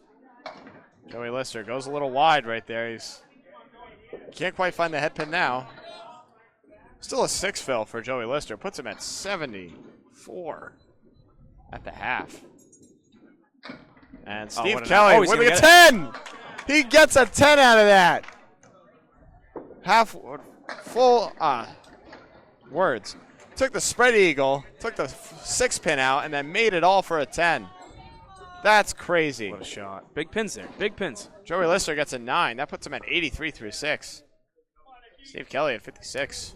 No mark 56, though. It's 4 pins on the deck. Not bad. Nate Fontaine back up to bat. Looking to get it going. Won't do so here. He's got a horseman to contend with. Nick Leach back on the head pin. Might rue it. He's got a 3-1.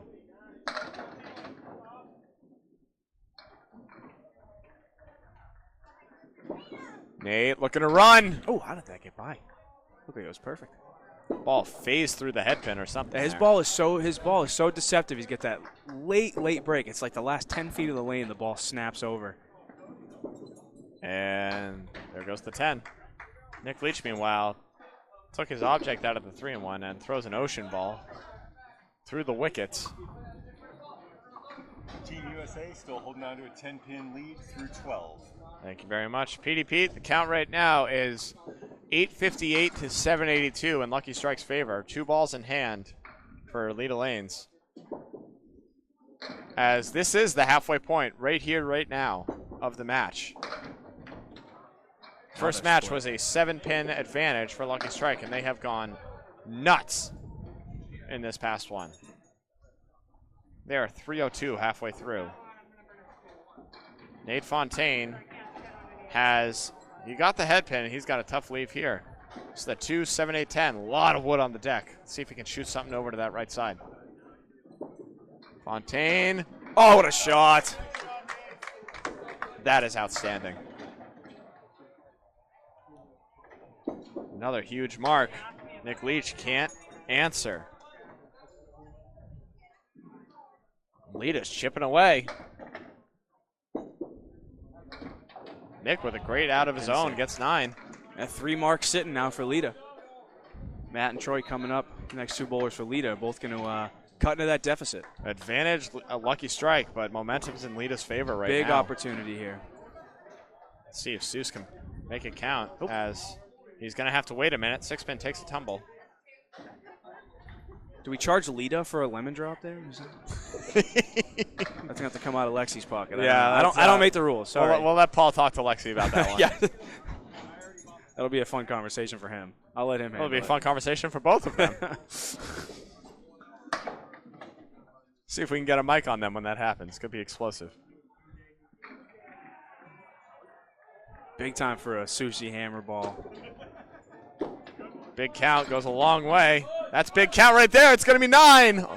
He'll take 9, though. That's a great 9. He's got the 8-pin. He's got a nice plank in front of it. Surette. That's a really. Oh, my. What a monster. Rack to rack. What a ball. Huge strike. Jeff Surette stops the bleeding, as Jeff Surette does. Susie answers with a spare. Big match. Big match. High octane in the 4-hole here. Susie at 60 and 2 ball. Surette at 60 and 2 balls. It's like 56 and 56 and a ball for Susie. Thank you very much. 66 is the lead now for Lucky Strike. Susie goes wide, gets a really good break off of it. 7 fill. Good chance at another mark. Surette looking for a double. Wow. Jeff Surette, are you even better than the first me? one? This guy right here, Jeff Surette, with a huge double strike. Just as the tide was maybe starting to turn a little bit for Leda, Jeff Surette says absolutely not. Single-handedly takes the momentum back, as that is going to be looming for another 10 boxes on Lucky Strike. Matsusi did not convert his spare. He's got a 10 box instead. 73 through 6, respectable in its own right. But Jeff Surette at 80 and 3 balls. Talk about a team that's motivated. It's been a while since these guys have raised the trophy. They were in the finals 2 years ago, came up short, made a couple big additions with Joey and Nick Leach, and they are primed for a championship run here. The way they're bowling right now. Yeah, Leda's got to really come up with a big answer here. Dave Barber looking to keep the gravy train rolling. Great ball of his own. Yeah, he's got 6 pins left standing. Troy Fournier, what a great bid on that, and it goes! Just the way you drew it up. The 1, the 3, then the 10, takes out the 6. Barber answers!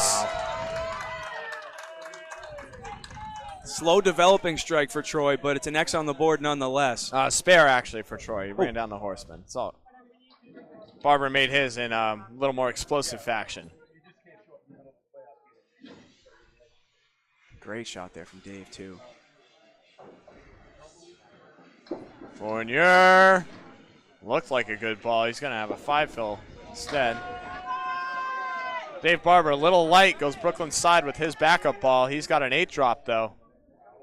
And another 3 pins added to the lead with a good spare leave. Fournier. Oh, tried to make a pretty one. Threw the right ball for it. Couldn't quite convert. Barber, bang! 4 marks in a row for Lucky Strike as they go double, double, spare, or strike, strike, spare, spare. Fournier, that won't count. That's an 8 box. And here we go. It's the river right now as we enter the 7th and 8th box. 925 to 857 in Lucky Strike's favor. Lucky Strike has 1 spare and a double strike looming. Leda, meanwhile, on 1 spare. Ooh. Jimbo Ayotte. How many times do you see this? Yeah, how about a reverse inverted hay bale? Champagne still can't find the head pin, but he's got a nice break off of it. The 1, 2, 6, 9, 10. Jimbo. Not quite. Champagne, the ball looks good. Just dives by the head pin.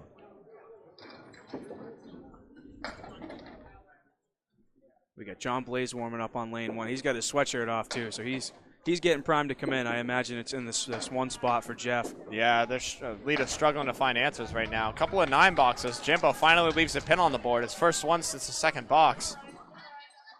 69 through 7. Champagne with a 9 box of his own. 60 through 7. Yeah, unless he can spin some magic here in these last 3 boxes. Something tells me he may have seen the last of this match. 68-pin lead right now. At this point, when the lead's that big going into the last game, you're just looking for a spark. So it looks like Chuck's going to make a move and hope that Blais can be that guy. Hey, see if they can trim it to 50. That's kind of where they have to be mindset-wise. That ball won't help. Jeff Champagne plucks out 3. Yeah, just cut into it. Just cut into it. 50 can be eliminated in a full game, no question. Absolutely. They just got to get the momentum going to help turn the tide. Yeah, we've seen far crazier things happen. Jimbo had a horseman and just dominated his object, and that's it. I mean, we've seen Leda go 650 at some point during the week, so they can do it. They can put up big numbers. Yep, that's what it's going to take, though. Lucky Strike is not going to take their foot off the gas. No, these guys, they're too good. They know too well. Leave no doubt. 10 box, Jeff Champagne, 70 through 8. A 9 for Jimbo puts him at 78. And here we go, the freight train on a run right now. He's at 83 through 6.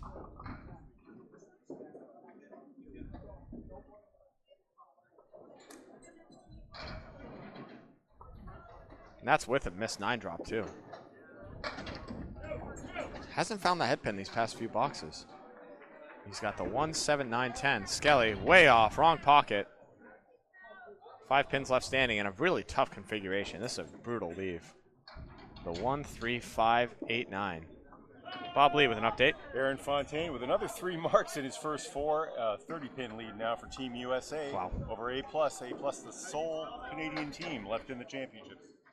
Wow, bowling must run in their family or something. Decent genes. Neither bowler can convert their challenging spare leave. Joey Lister's going to get a 9 box, and this wood is going to come way out. Skelly's going to get a 10. That's a gainer. It's 1 pin, but singles that up. As Dave Godwin makes an appearance. Sends that pin into the abyss. Lister looking for that head pin here. When he's on that pocket, it is explosive.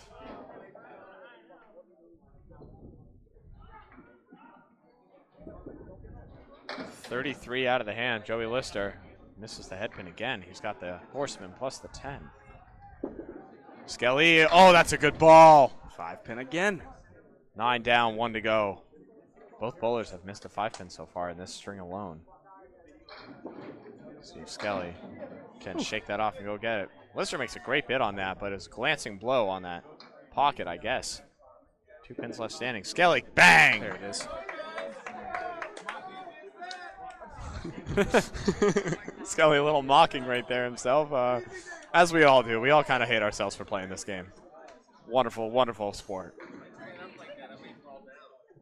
And he's on a mark.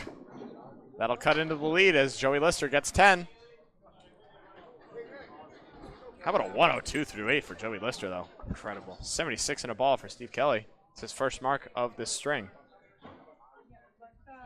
All right, Nate Fontaine, one of the hits for Leda Lanes here. Nick Leach open. That's a good pitch. What a ball. Yeah, snaps his fingers to that one, and he's going to have another 5-10, 5-7. How many times, man? Fontaine with a 5 fill. He's got a Caleri. From where we stand, I can't tell if that's covering, but if it is, they don't hate red line. Send the ball over. It's wonky wood for both of them. Oh, yeah. Good night, Nick Leach. Big spare. Fontaine trying to play that wood up high and make the ball skate down. He gets a head pin for his efforts.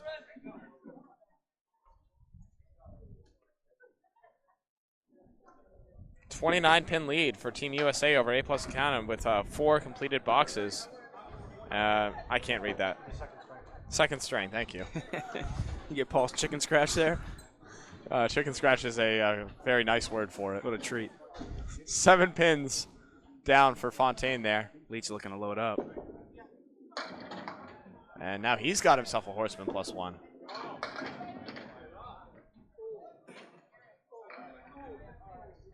Nate Fontaine, he's got a 2 and 2. Oh, that's a good pitch.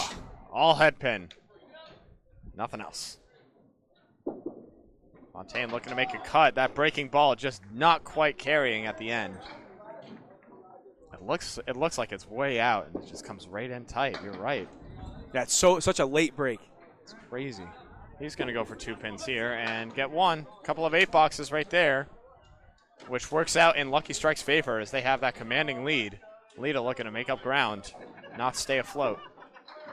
And here we go, Jeff Surette, Mr. Double Strike. Biggest ball of the match so far. I'll tell you, if he throws a triple, he's going to bring the house down. Can he do it? Oh my goodness! Oh, Jeff Surette! Wow! Triple strike! Unbelievable!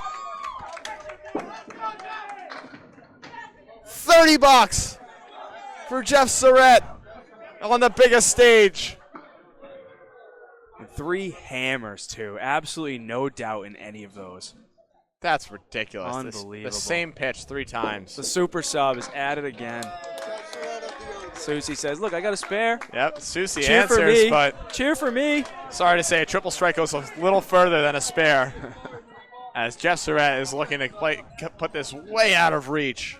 This leads balloon to almost 100 now. How about an 80 half?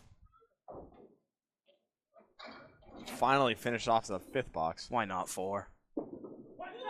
Oh, it's good! Oh, It's a 4-bagger! you kidding me? Jeff Surette, another bomb!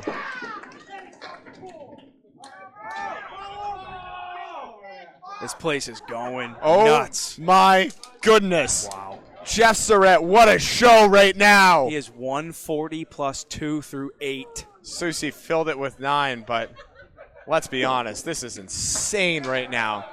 Susie goes spare. He celebrates He gives him the C minus. The C- special. 102 in a ball, but when you're up against a $140 and 3 balls through 8, that is goodness gracious. Yeah, that's a tough shadow to be underneath. But still a great showing from Matt Sousa. I mean, if there's Leda, there's nothing there's no defense in bowling, and that is all offense right now for Lucky Strikes. Goodness gracious. Barber fills his with 6. Troy Fournier goes wide. That's a 4-pack. 4 down, 6 to go.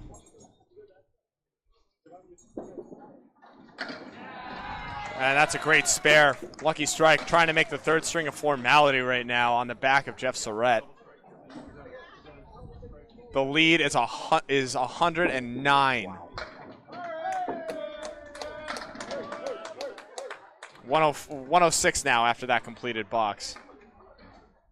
Of course, another double strike sitting for Lucky Strike. And Dave Barber on a mark. He's going to get a nice 7 drop, it looks like. Fournier gets a good 9. Okay, back. Could it be 10? It's going to wiggle. They don't fall on this side, though. This is the hard side of the house, too. And Jeff Surette threw a no-doubter 4-bagger. That's crazy. Barber thought it was good. Was not there. Troy's just flattened out, so that was good. A tough angle there, but it just sat flat. Red line or left should go. Red line goes. Fournier on a mark. Trying to energize his team. You gotta love these Leda guys. Massive stage. Obviously, Lucky is putting on a show, but these guys are still having a great time. How about 114 through 8, and you're not even close to the leader in the clubhouse for Dave Barber. 88 through 8. And 8 down, 2 to go. 1,079 for Lucky Strike. 965 for Leda Lanes. Jeff Champagne, that's his first good pocket I've seen in a while. He's got the 910. Really good wood, though. Jimbo. Oh! Jimbo rides the wave. Goes hammer time. Jeff Champagne's won't carry. And everything's coming up Lucky Strike right now.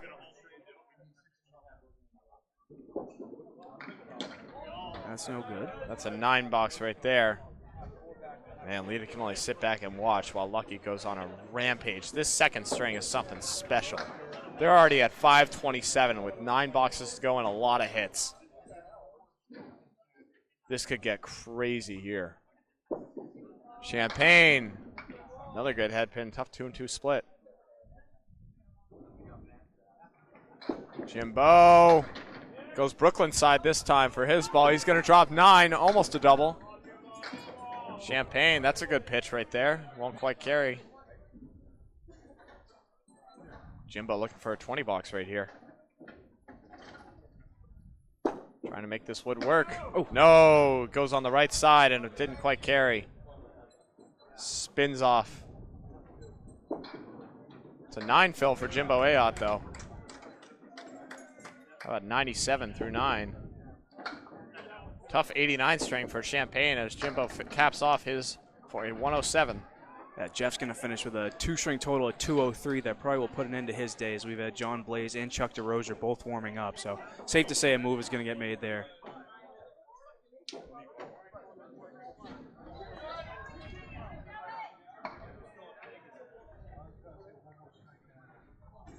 Steve's on a mark here. Essentially even hits with Jeff on the double. He's got 2 strikes. Something tells me Jeff's fill is going to mean a little more, though, the way he's throwing the ball. Skelly goes 6 drop. He's got a triangle or a diamond 2. Joey Lister has a 7-10 goalposts. There's wood on the 10 pin. I don't know if it's good, but you have to play it. Yeah, double angled, smash it. It's just a matter of where. I think high. I think up high on the piece on the right. He gets. Oh my! Wow! He catches the bottom cap and it goes. Hitting me, sent the ball over. Wow! That's monstrous ball from Joey Lister. What a shot! Just the way he drew it up, I'm sure. 112 in a ball. That's crazy. Skelly can't convert his diamond. He will get a 10 out of it. 92 through 9. Joey Lister trouncing him, and he's not even close to being the biggest deficit head-to-head. Jeff Surette just going absolutely ballistic. Steve Kelly, it's a head pin. It's too much head pin. Joey Lister joins him. Oh no. Is that 9 pin up for Joey? Or is that a true spin? No, it looks true. Looks true on both sides, yeah. See if Kelly goes left. He tried the right side on his last spread eagle, but then he made it on the left side. Goes back to the right, though. Goes back to the right, gets 3. Oh, Joey Lister, what a outstanding bid right there. Cuts it over. Only carries the 6. No fault of his own. Yeah, you got the eagle, you try and make it 10. Unless you're Jimbo, in which case you make it for a spare. That's a great 10. Great 10. And an 8. Advantage Steve Kelly. But 2 pins at this point. 2 pin. Catching up by 2 pins a box still won't quite carry right now. 119 pin lead for Lucky Strike.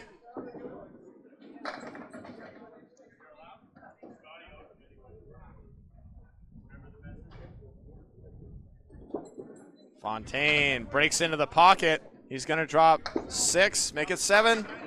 And Nick Leach, thunderous. Leach looking for one of his own. 5-9 drop, 5 pins left standing. There is wood in front of it. It's not on. If he goes super low, though, that ball should drive back. Fontaine trying to make a pretty one. Can't quite. Offer. And Nick Leach makes it go. Spare. 93 in a ball. Fontaine looking for 10 as this wood's going to skedaddle back in and skedaddle back out. And it's going to get into the channel. There you go. Talk about a tale of 2 games, though. It was a single-digit game or match after 1. Almost all the way through that one, too. And Lucky is now with that single pin, 112 pin advantage in this second game. That got out of hand quickly. Unbelievable. It was already a big lead, and then Jeff Surette threw a 4-bagger. And counting.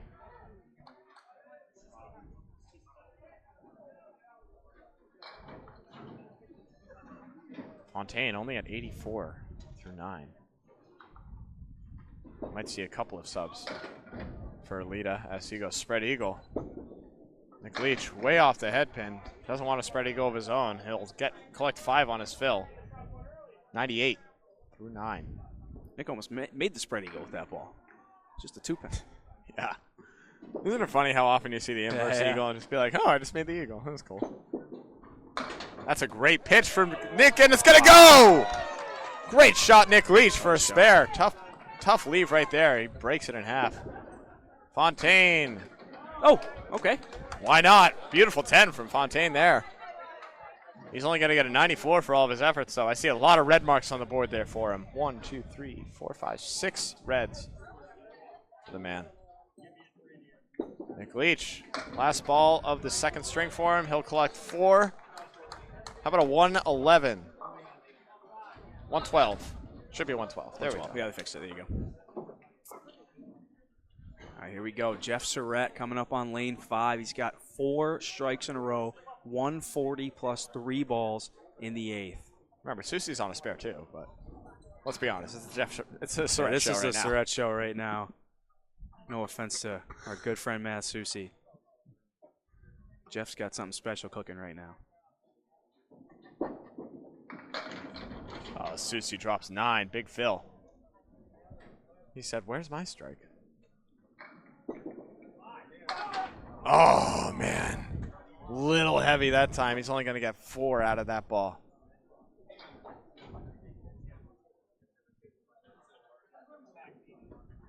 $124 through 7. That box is closed. Susie misses his single. Surette is going to only grab 2 more. That's a 6 fill on his second strike. A ho-hum 150 through 8. Gonna grab 3 more. Snaps that over. Okay. That's cool. 159 through 9. Jeff Surette. Susie up $121. Great in its own right. 159. Spare. Open, 4-bagger. That'll freaking do it. 37-mile-an-hour ball from Susie. Very solid. 189 though. And how about a half Worcester for Surette? He couldn't have been more on the mark for 4, and let's see if he can find it here. They're going to have to go and grab that pin, I'm sure.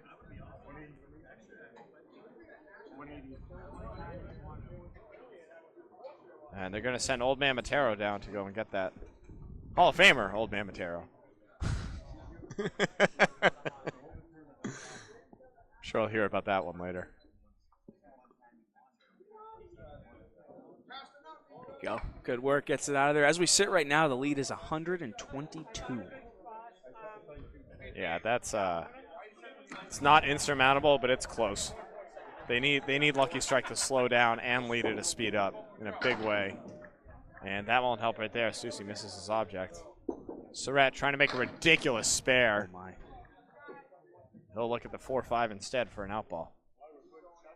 I want to say he just wants to get one, but the way he's throwing the ball, probably going to make both. How about a goalpost? How about neither? 167. Jeff Surette on the biggest stage thus far this week. Takes Matt Susie's 130 and says, bah, I can do better. What an outstanding string. Barber at 114 through 8 in his own right. Fournier on a mark, 86 in a ball.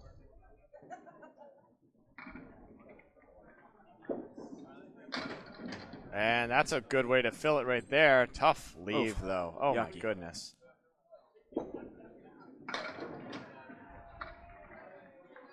$95 it should be. There's another 5-10. Yep. Once again, this is good wood, though, for Barber, I think. Might be too high, but it's covering where he wants to cut, so it won't go. That is a foul. Way down low, cut it over, see if it goes. Oh, wow. Too good. Excuse me. You were supposed to fall down. He hit the shot. Fournier with an 8-box. And John Blais making his first appearance on the lanes. Something tells me it will not be his last. He'll probably come in to sub on the last string. See if he can give Leda a much-needed spark, as you were saying earlier. 9-box. For... Did they fix that? I don't know. There they did. They fixed that. Okay. So that's 103 now for Troy Fournier through 9.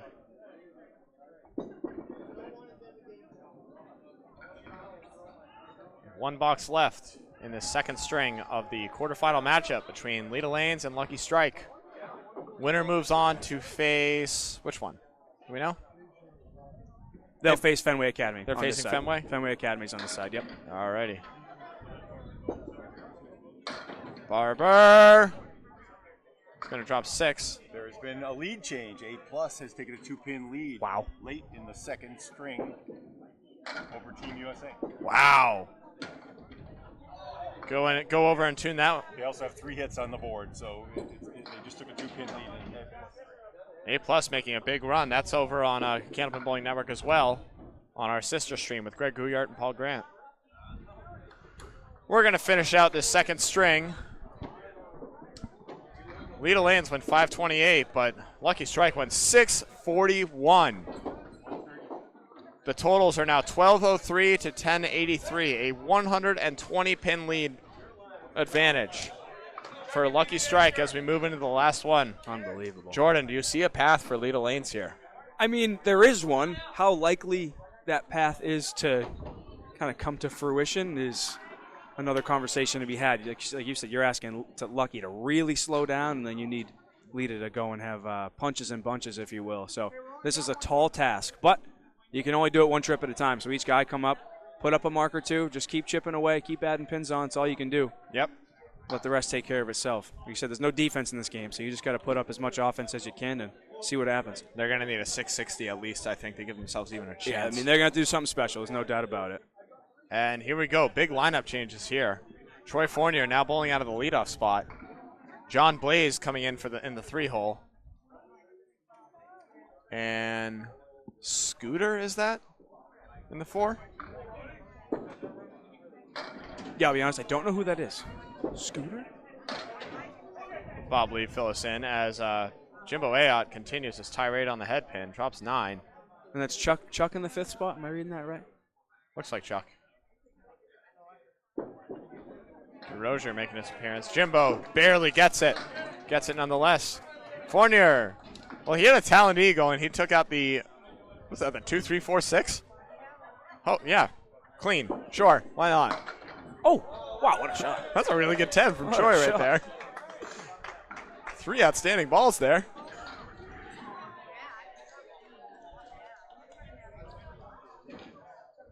Looks like the A-plus boys are continuing to roll on the other side. Yeah, you can hear it now as things have calmed down a little bit, as the lead has gotten, has ballooned for Lucky Strike over here.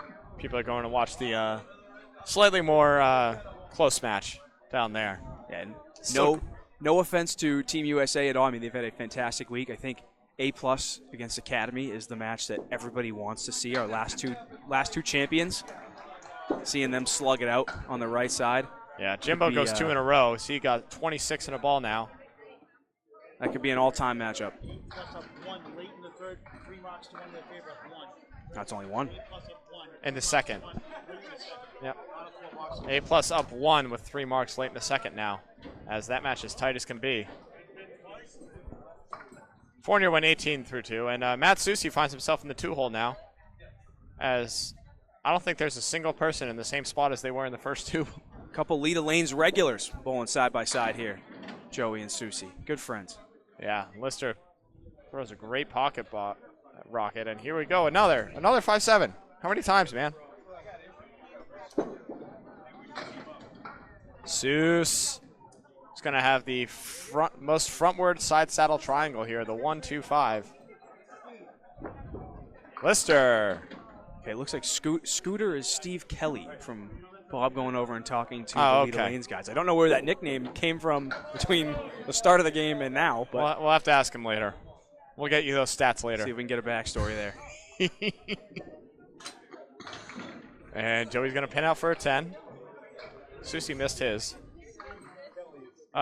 Jason, A-plus accounting is the only Canadian team left still. And they have a small lead right now in their matchup on the other side of the lanes.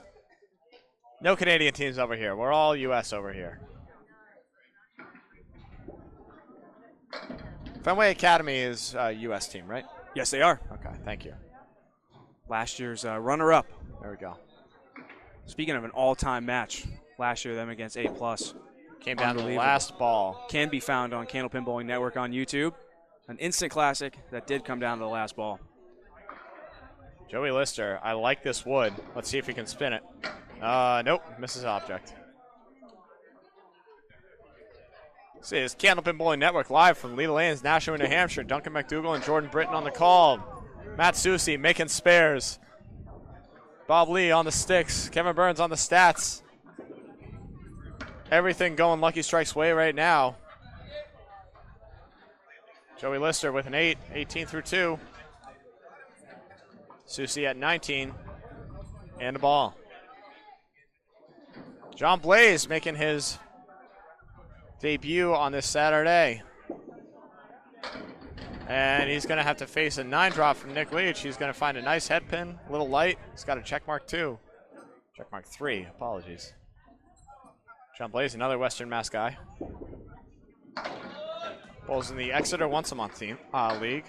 Makes a nice spare to match Nick Leach's single pin. That's how to check in. Here we go in the 3 hole. Leda Lanes, even if they can't come back in this, they're still looking to finish out in style.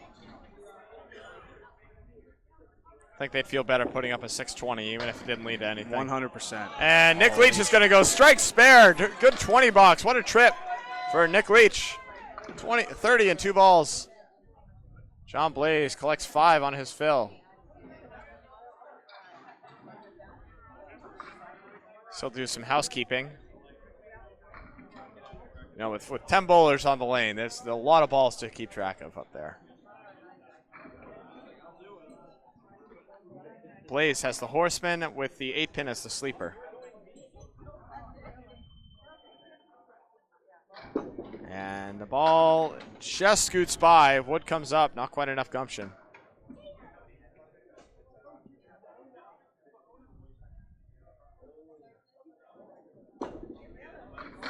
Blais, bang. Good 10. He'll sit down 25 through 2, which would be good if Nick Leach wasn't at 30 and 2 balls. And the Jeff Surette show, let's see if it continues here. And yep, Scooter, Steve Kelly, up to bat in the 4. All right. Leda Lanes going with a full rejig, trying to get some life going. They need a little more than life here, honestly, crazy enough. No fault of their own, it's just Lucky Strike was just that good.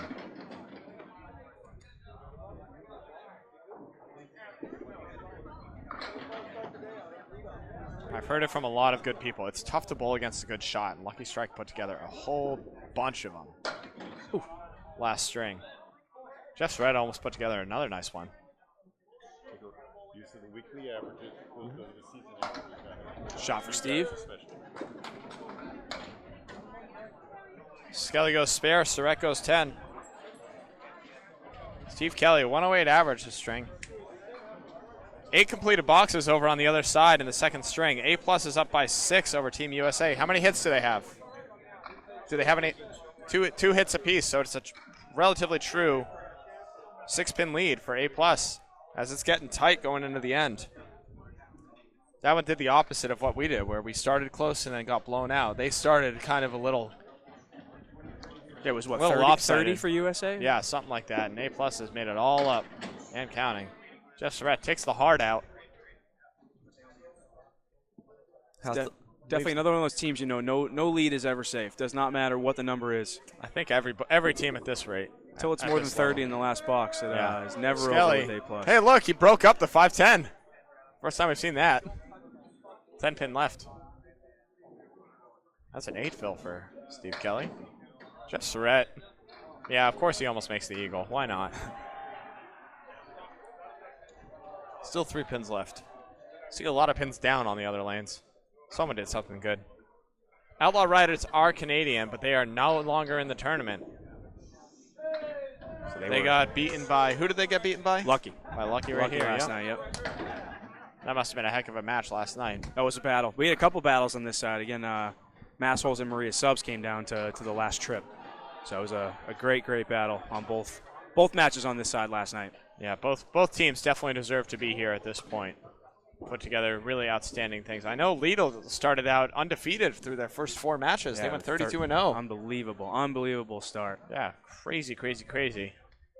Battled from there on out to maintain their playoff spot. But showed why they started undefeated, taking down a really good team in Maria Subs. Barber has the Millis 8. And takes it. When you're as good as Dave Barber, you should make that shot every time. Chuck Desrosiers making his debut on these lanes on this day. Puts a good ball together, but he's going to have the 6-10 left standing. It's like 37 out of that mile-an-hour ball for Chuck Desrosiers. I'll have to remeasure that just to be sure. There was a lot of moving parts. 8 box for Mr. Desrosiers. Chuck Desrosiers, an academy bowler, if I'm not mistaken. Yes, sir. Yes, sir. Long time. And Barber puts 8 on his for the ball. Desrosiers bounces his a little bit. He's going to get a really nice 9 drop, though. Staring that 8 pin in the face. Bang! Dave Barber, 2 in a row. What a way to start. 37 is correct for Chuck Desrosiers as he goes and gets his spare. And I think he gave a nice thumbs up to his teammate Matt Susi. Both anchors going cheering 2 him in a on. Yeah, both anchors going 2 in a row there. I think it was a thumb. I don't know. 11.92 to 13.25 in Lucky's favor. 8 boxes left. Lucky Strike opening up their lead by just a sliver, but any opening they can get now is big. Half Worcester for Fournier out of the leadoff, and Jimbo fills his spare with 6. Man, that means you threw a great ball and just didn't hit those pins. Setback for the out. Jimbo goes way wide. 2 and 1 left. And Troy gets 9.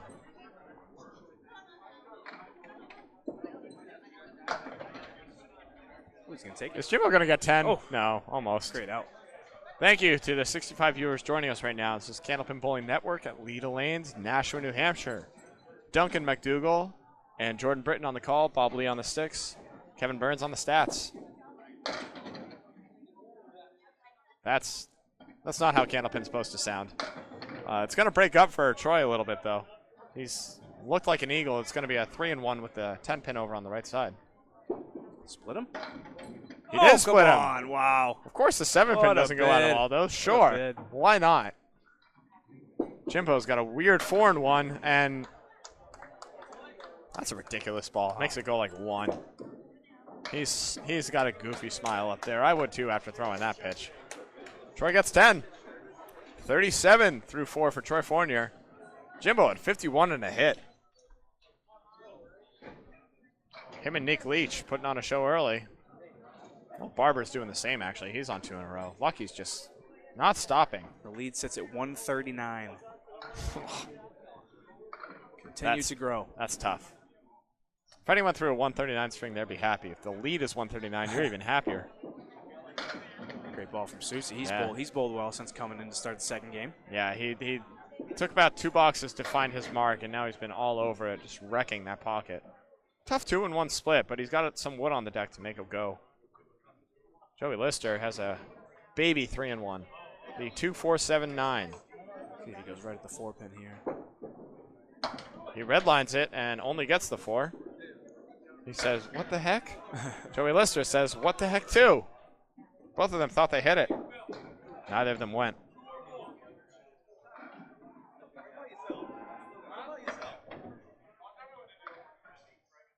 Matt Susi, only a 107 average in this tournament, but he's showing up where it counts right now. Coming up big to help his team.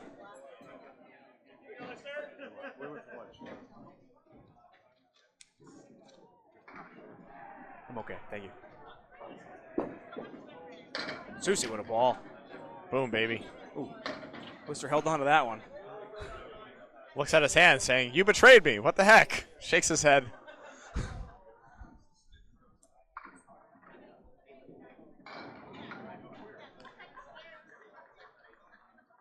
I'd want to see the odds for Joey Lister making this spare.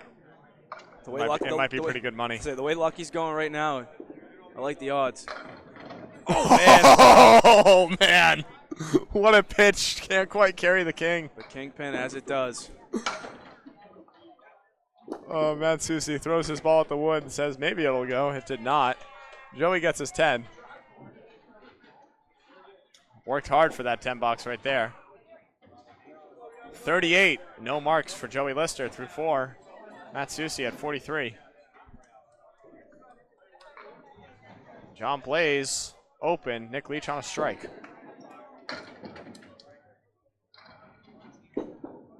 How about 2? Oh, Nick Leach is going to put a great bid on it. Leach is pretty good. He's no Jeff Surette, though.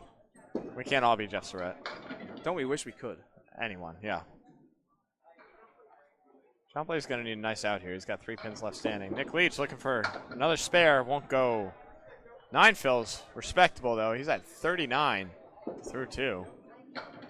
And John Blais goes against the 5. Skirts around the head pin to get the 5. Takes the 7 with it. And a couple of dueling 9 boxes. Once again, that's in Lucky Strike's favor. They have a large lead. And anything where they can maintain or make the lead, or not let Leda cut into it too much is big. Horseman for John Blais. Nick Leach finds that 1-2 pocket a little too heavy. He's got a 2-1.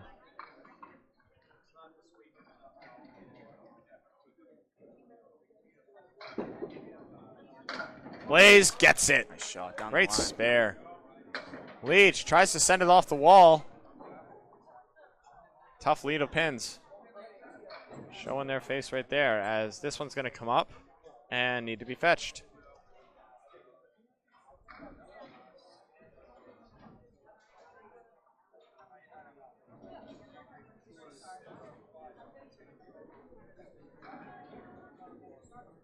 Cody's taking a walk and clear that piece of wood for Nick.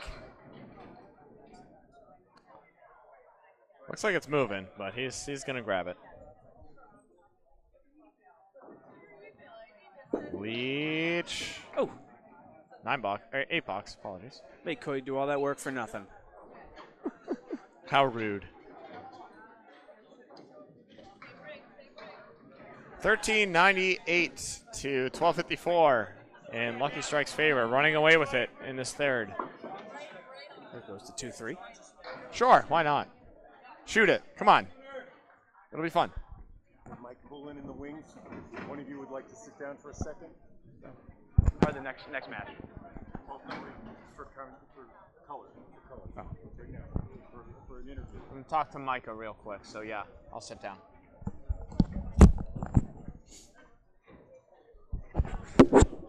Steve Kelly on 2 spares in a row in the pocket. Great ball from Surette there, leaves just a 3-pin. Piece of wood's going to come snuggle up. We're going to sign off reel here. We're going to have Mike Pouillon on for an interview and to announce the rest of this game. Thank you very much for tuning in. Jordan, Britton, and Mike are going to take you the rest of the way. Steve Kelly gives a good bid. Tough shot there with the 9-10.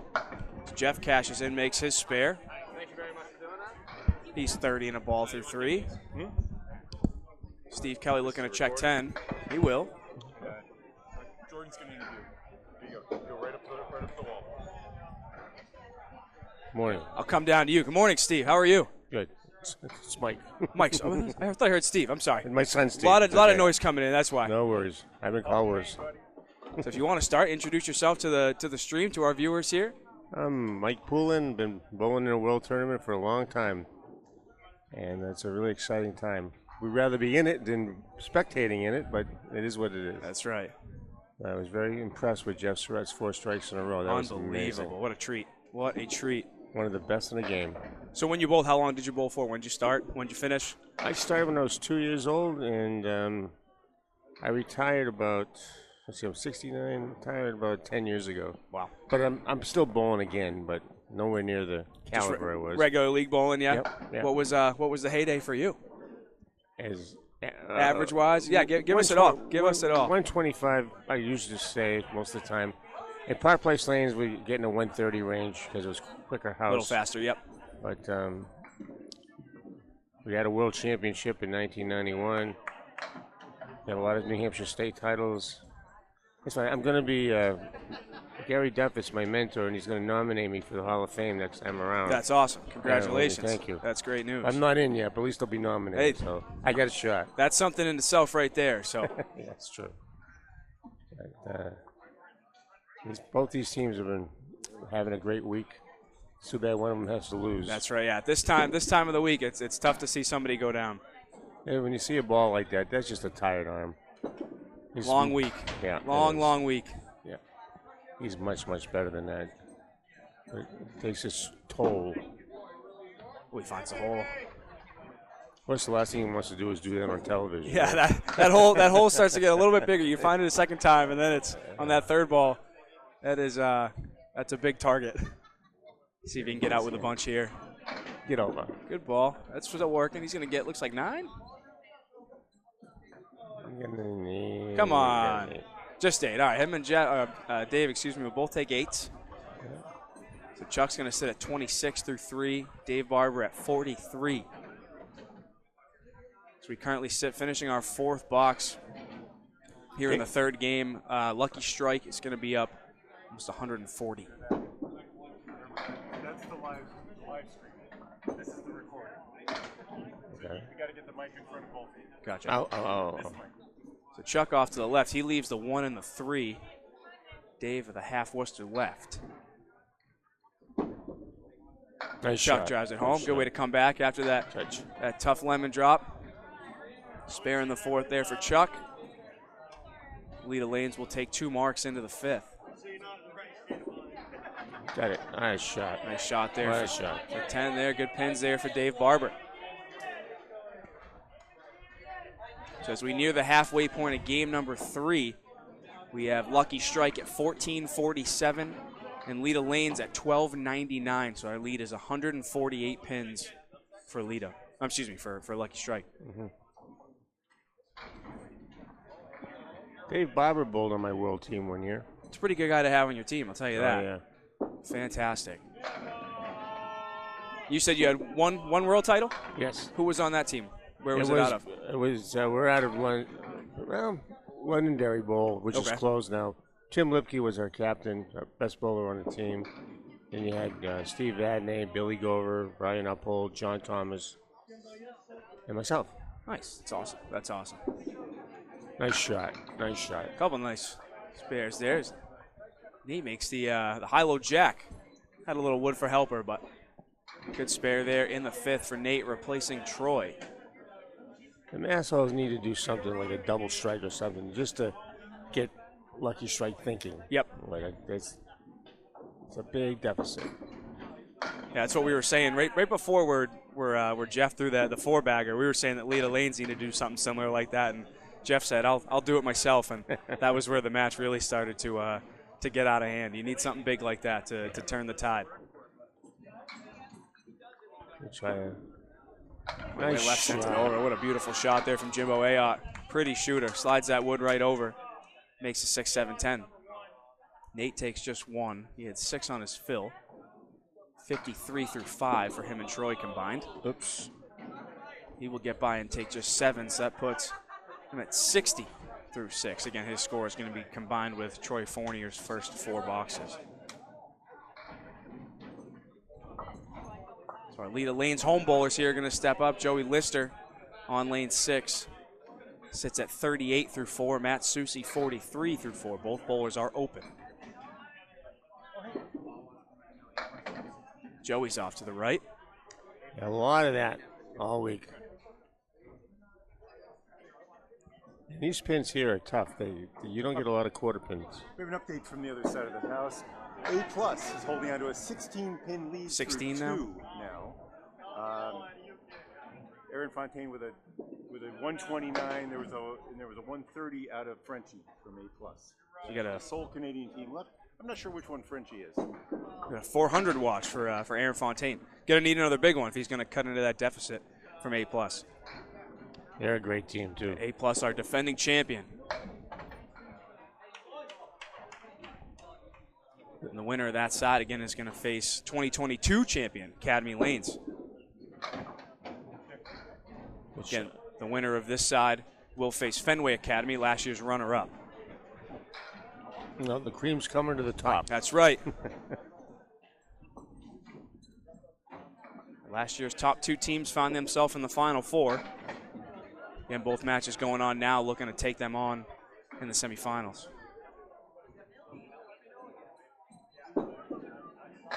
Susi's off. He gets a good mix, though. Leaves the 1, 3, 6, and 9.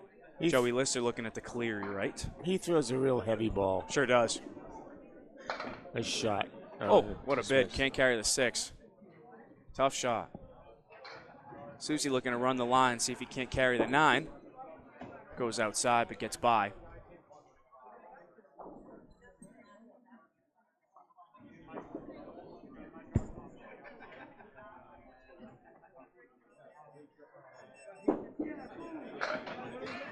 Gets another try at it, runs it down. It was there.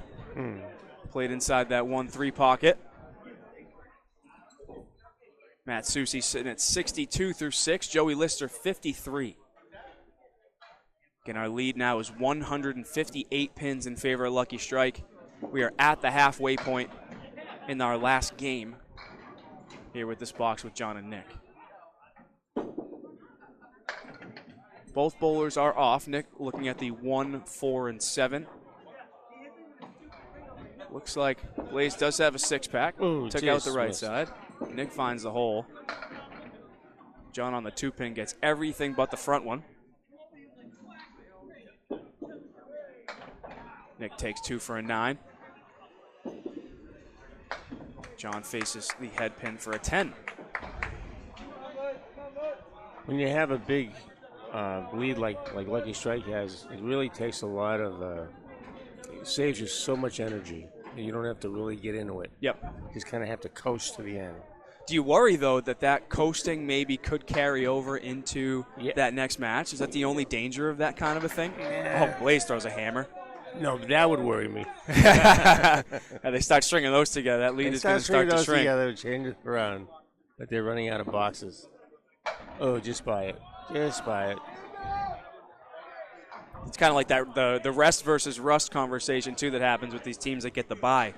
You're going up and you've had the rest, but you're gonna face a team who's bowled 2 matches and obviously bowled well to come up and advance you, so they're carrying a little bit of momentum. So it's the debate of wanting to have the bye or not, obviously needing the rest, but wanting to really be on a roll as you come into that semifinal match. So we'll see how that works out for both teams shortly. Again, we'll have coverage of both semifinal matches on YouTube, Candlepin Bowling Network.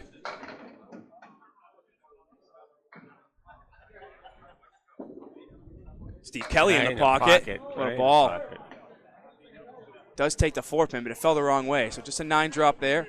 Good chance at a spare. Jeff looking to run the line. Can he do it? Shot. Wow, just wouldn't take the 7.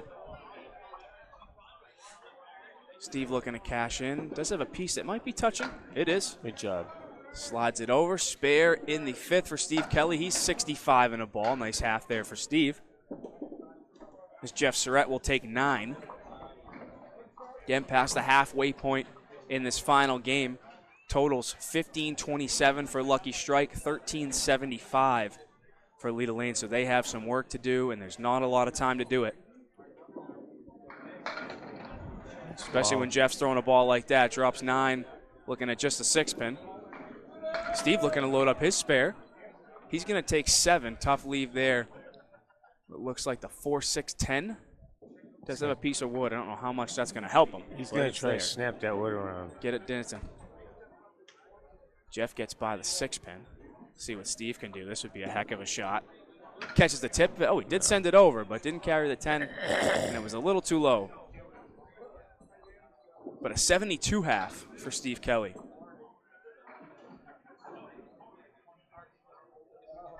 Going to look to get up to 81 if he can just grab one stick. He will. 81 through 6. Jeff Surette slowed down a little bit, but probably could use the rest, so that's all right. 64 through 6. Getting our lead 146 pins now for Lucky Strike. Leda Lanes does have an extra hit as well. Chuck is going to fill a spare here, and then we have John on the strike in that number 3 spot, and then Jimbo Ayotte sitting on a spare in the leadoff spot for Lucky Strike. Dave bounces that one in, half Worcester. Chuck looking to load up. Put 1 on his last fill. Does better than that. Leaves the high-low jack. It's still working, though. Takes a 7. So he's got just a 1 and the 10. Piece of wood behind the head pin. See if he can get that to sweep over. Get started. Right there. Oh, unbelievable. He's on it, sent it over. 2 pieces of wood clanked. He sent 3 pieces at it, and it was every which way around it. Great 9. And that about sums up the day for Leda Lanes. Hit it where you want, it just doesn't go. He will hit the pin in the gutter. That will be no good. Gave a sarcastic thumbs up. So that's going to put Chuck at 54 through 5. Dave Barber, after a 9-box, he's at 62. Dave off the head pin again, leaves the 4 horsemen left. Chuck in that 1-2 pocket. Leaves the 5, 6, and 9. Backwards triangle here. Dave looks to run the line, takes just the head pin. Chuck does have that piece of wood. I don't know if it's high enough to carry the 6. He tries, and it does. Great shot there from Chuck. Better angle than me, I guess. Chuck with 3 marks here in this 3rd game. Down there. He tells his teammates, easy game, guys. Come on, if I'm getting 3 marks, you If guys I can can do it, too. anybody You can, guys right? can do it. Chuck is the captain of this Leda Lanes team. And the story of them is not to be lost despite this defeat. After last year, their team effectively blew up. They lost all but 2 bowlers. So Chuck is the captain, and Matt Susi returned. Every other guy on their team is new this year. Wow. So Chuck rebuilt the team and turned it into a damn good one as they found themselves in the quarterfinals. They started off 32-0, made the playoffs, got a win last night, over a veteran Maria subs team. I'm sure you're familiar with a lot of those guys. And found themselves in the quarterfinal. So a great job by Chuck rebuilding a roster as Jimbo cashes in with another spare. Jimbo is 105 in a ball through 7. He's got something cooking.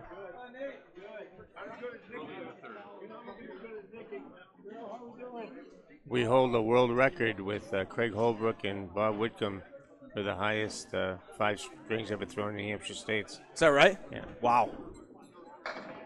Hey, again, those are some guys you like on your team. Oh boy, I'll tell you. Unbelievable. I had 2 phenomenal New Hampshire double partners. One was Tim Lipke, and the other was Craig Holbrook. How lucky could I be? Yeah, those are 2 guys that I think anybody would take on any given day. Yeah. Whoops. That was a pitch out. He pulled that one a little bit. Misses it right. Jimbo put 7 on his spare. He's going to look to make a tough one. Did not hit his object, as you hear him explaining to his teammate Dave Godwin. So we might have an update here on A+. Yeah, Aaron Fontaine just started off with a pair of spares. Has Team USA within 6 of A+. They're bowling on the other side. It looks like they are only a trip in. They're early in the third. Yep. So as this one finishes up, again, if you are watching this coverage, you can head on over to our sister broadcast, Paul Grant, Greg Guillard, covering, again, A+ against Team USA. Winner of that match is going to take on Academy Lanes. As we have an instant classic brewing over there. Again, we appreciate you being here with us. Jordan Britton, Mike Poulin, Bob Lee. Duncan's around here somewhere. Matt with a mystery ball, we call that. It's something you don't want to do on TV. We will not clip that. We will not run that back. We'll find a way to scrap that from the records. See what we can do. We'll make a few phone calls. He'll hear about that now. These last 4 boxes, he is not going to be able to forget that. Probably beyond, I imagine. Joey makes a pretty one for a spare. Nice. Puts him at 63 in a ball through 7. A quiet game for Joey here, but does get himself a mark as he's looking to finish strong. Talk about trying to carry some momentum over into that next match. Obviously with a tall test in Team Fenway Academy awaiting Lucky Strike. So these guys are going to want to feel good in these last couple trips as they head into their semifinal match.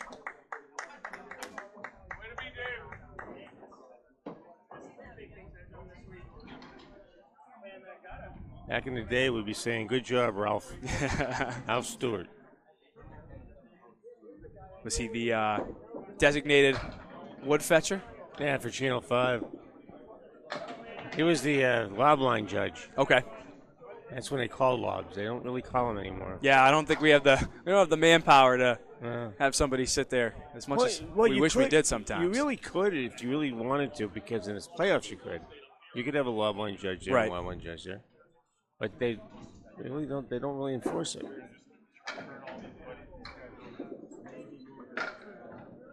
Yeah, even the foul lines these days. It's struck a lot of debate where the foul lines aren't active in most houses now. I know I don't believe they're active in this house ever. Forget about just now. Mm-hmm. There's only a couple places that seem to have functioning foul lights at all times.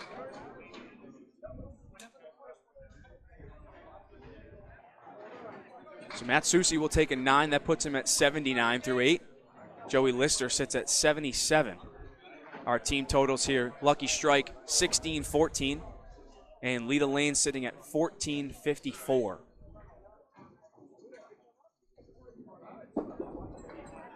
So there's a 160 pin deficit. And Nick does off the head. I'm sorry, John off the head pin leaves just the 8-9. Couple pieces of wood here. These shots are just not going good, though.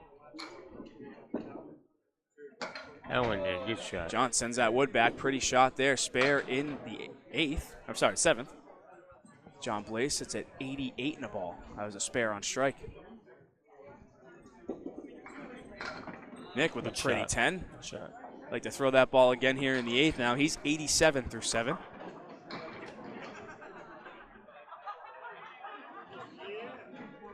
Nick's got a pretty decent series going here, sitting at 311. Can pin out to a 341. Ouch. John takes a clipped There you wing go. eagle. There you go. Nick does indeed replicate that ball and is gifted with the 7-10 split. One piece of wood came way out. The other two will sit legally. We'll see how they settle, see if they're of use to Nick. Seeing the crowd is starting to pick up here. Not too many early birds here for the 9 a.m. special, but these noontime semifinals and, of course, the finals, we expect a packed house. I can hold that, make it easier for you.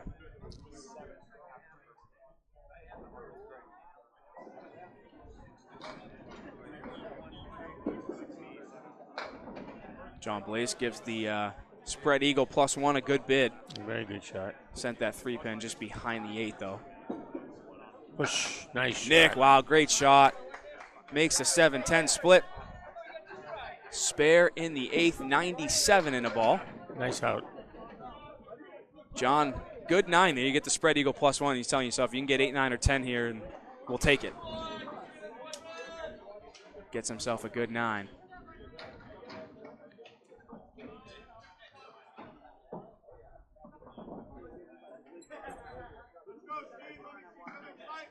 Steve Kelly stepping up on lane 6. He is 83 through 6. Has a really nice game going here. Gonna look to finish strong.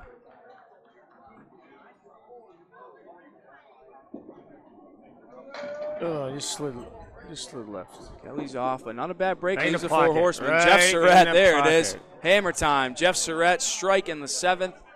He is 74 +2. You know, you get one guy that gets really hot in the playoffs, it can be devastating. Absolutely, absolutely. Jeff Surette is that guy. We heard Yeah. Aaron Fontaine is that guy for Team USA on the other side. Unfortunately for Leda Lanes, they just haven't been able to find that guy to at least keep pace with Jeff. Obviously, throw a 4-bagger, you're not going to be able to stay even with him, but at least keep it close. But Right. Jeff has done a really good job of helping his team pull away. It was a crucial point in the match where he threw the first strike, and then he followed it up with 3 more and really put it to bed.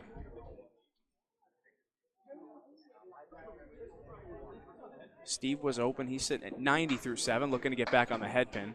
He will leave a 6-pack on the right. Jeff looking for a double. Oh, can he trip the 4? No, what a ball. Pocket. Crossed over to the 1-3 side that time. Everything but the 4-pin. That piece of wood tried to come up and play, but I think that's going to stay out of the way. It will be just Jeff and the pin. Steve's off, takes everything but the head pin. Jeff with a clean look at the 4. Looking to go spare on strike, and he will. That's 93 +1. Excuse me, 94 +1 in the 8th for Jeff Surette as Steve Kelly checks 10. And that will bring up our anchor bowlers here in the 4th trip of the 3rd game. Chuck DeRosier, 64 in a ball. Dave Barber, 71. He's open.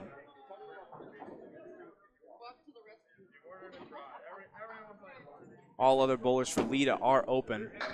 As Chuck looking to throw 10 on his spare. Leaves nothing but the kingpin. That's a great ball. Dave Barber's off, but he does end up sweeping the head pin. He is looking at the 2 and the 10. Does have a piece of wood. Where are we going here? I can't see it. On the red line. Oh, he gets a little below it. I did like the red line call, send the ball over. Barber's ball just runs away. Yeah, he hit it a little light. Chuck makes a single on the 2nd try. That will be a 10 box. Dave gets by for a 9. And now when I would have hit the pin, that's right. I always say, if you don't know, ask. Dave might have needed to ask there. I don't know. What was really kind of cute on our team this year was whenever they had wood shots, they were always asking my advice. And they really listened, too. I was impressed. Every team needs that guy that knows how to play the shots. There's no doubt about that. They'd make these great shots, and I'd say, I wish my kids would listen to me like you guys do.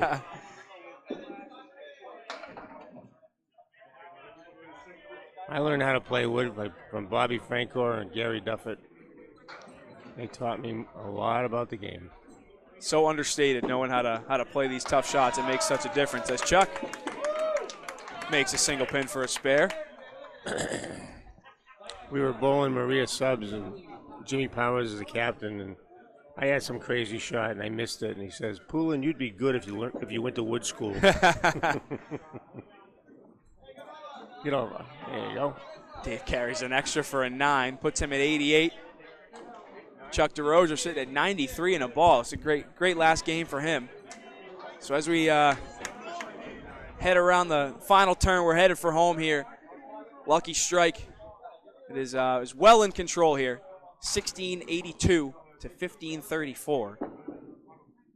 So they are going to look to stay hot, again keep the momentum rolling as they are going to take on defending runner-up Fenway Academy in the semifinals. Say it again, go ahead. I was going to say, when Monday Night Football first came out, I forget the name of the quarterback. He was the color guy. And at this point in a football game, he'd say, "Turn out the lights, the party's over." I think that's about what you got here. And again, a great week for Leda Lanes. Chuck DeRosier did a great job rebuilding his team, getting them to the quarterfinals. But unfortunately, the lights are getting ready to turn off for Team Leda Lanes with a great run in 2024. Yeah, Leda Lanes had a great week. They really did. Yeah, a team, again, of mostly new members did a great job of gelling together. Again, with a fantastic start, 32-0 in their first 4 matches. Get over. It's Jimbo. Oh! Sneaks it. What a read. As his teammates are actually saying, "Stay up, save it for the next match."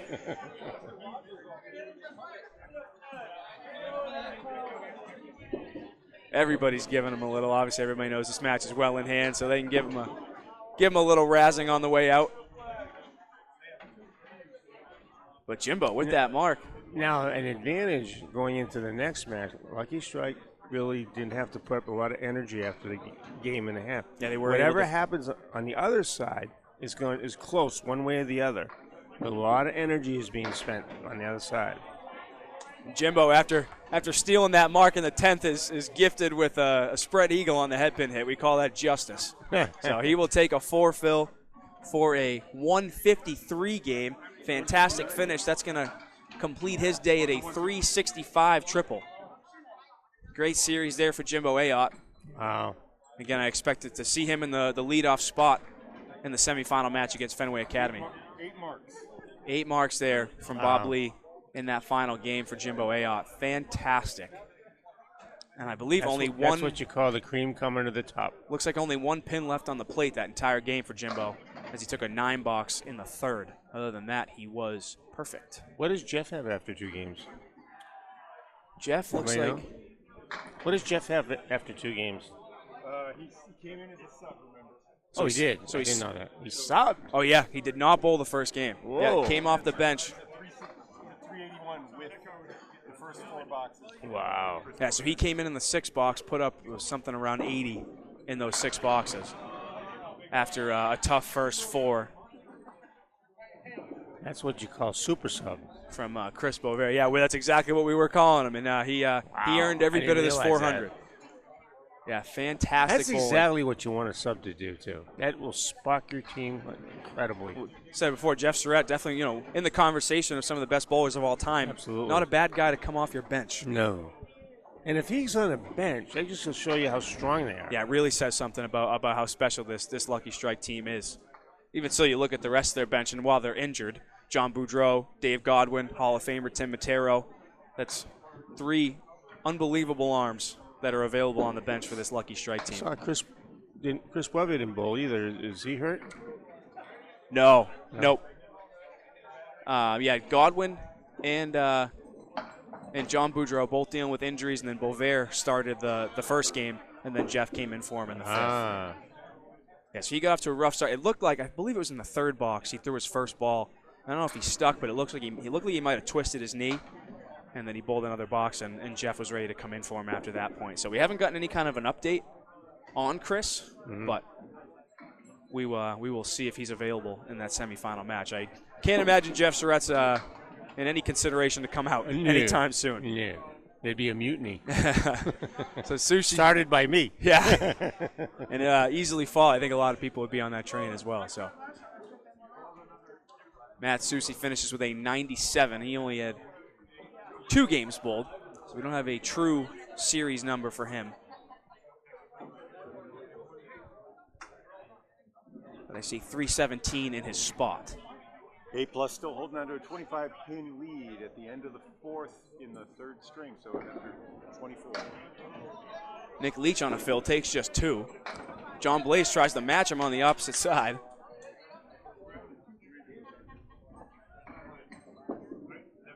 Oops. Nick Leach, couple balls get away there. He's got everything in the middle. Blais looking to make a spare. He gets by.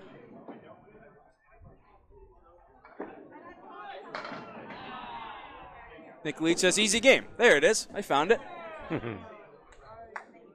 John Blais gets by. He will take just a 6.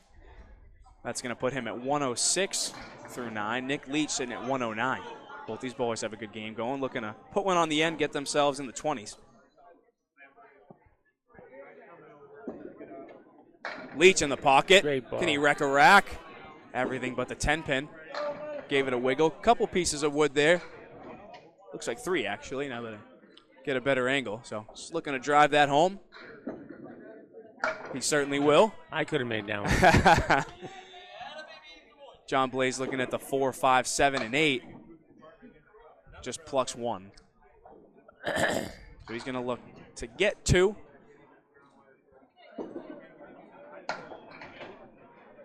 So he takes only 1 for an 8 box. And that is going to end John Blais's 2024 Worlds. He finishes with a 114. Good game off the bench there for Team Leda Lanes. Nick Leach again at 119 in a ball, looking to load up here. He's in the pocket again. He will leave the check mark. Takes 6 for a 125. Nice game. Good series there for Nick Leach, 343. I'm sorry, 349. Phil was not factored yet, so 349. Nice series there for Nick.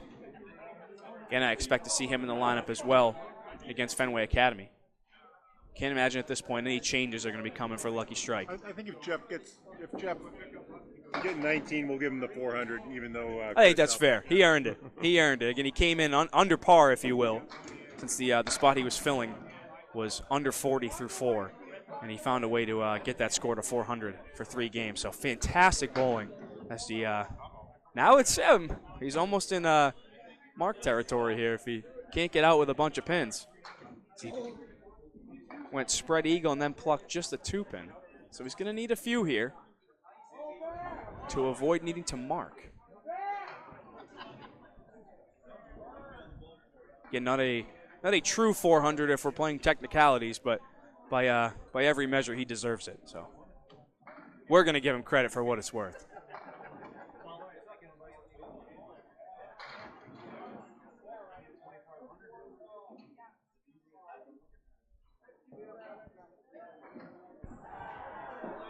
Again, as we finish this up, Jordan Britton alongside Mike Poulin, Bob Lee handling stats for us, keeping score for you guys. By the way, you guys have done a great job. You really have. Yeah, this you do so much for the game. This really Candlepin do. Bowling Network crew, I'm lucky just to be able to be involved today. But these guys here all week, dedicating their time, again, for really no return. Just for the love of the game, keeping them here and doing a great job and continuing to promote the sport in such a crucial time. So some fantastic work by all involved at Candlepin Bowling Network. A lot of names to list, but they know who they are. Some fantastic coverage all week long. Hey, he's human. Jeff indeed is human. He takes only a 7 box. So again, he needed 19 to get himself to 400, so he is going to need a mark.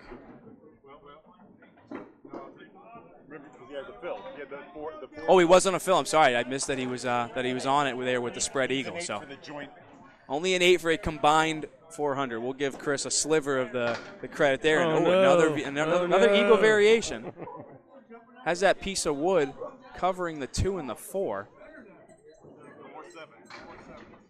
See if he tries to slide that over, if he plays the right side. As Steve Kelly takes a lemon drop. Oh, he does try it. Can he get? Oh, it's going to go. That's about right. Jeff Surette puts an exclamation point on his series. Gets him over 400 combined with Chris Boisvert. 115 in a ball through 10. His teammates are looking at him. Will you save that for the next match? Come on, we're going to need that against We don't Fenway need it right Academy. now. Don't use it now. This is no time to be a hero. Don't use it now.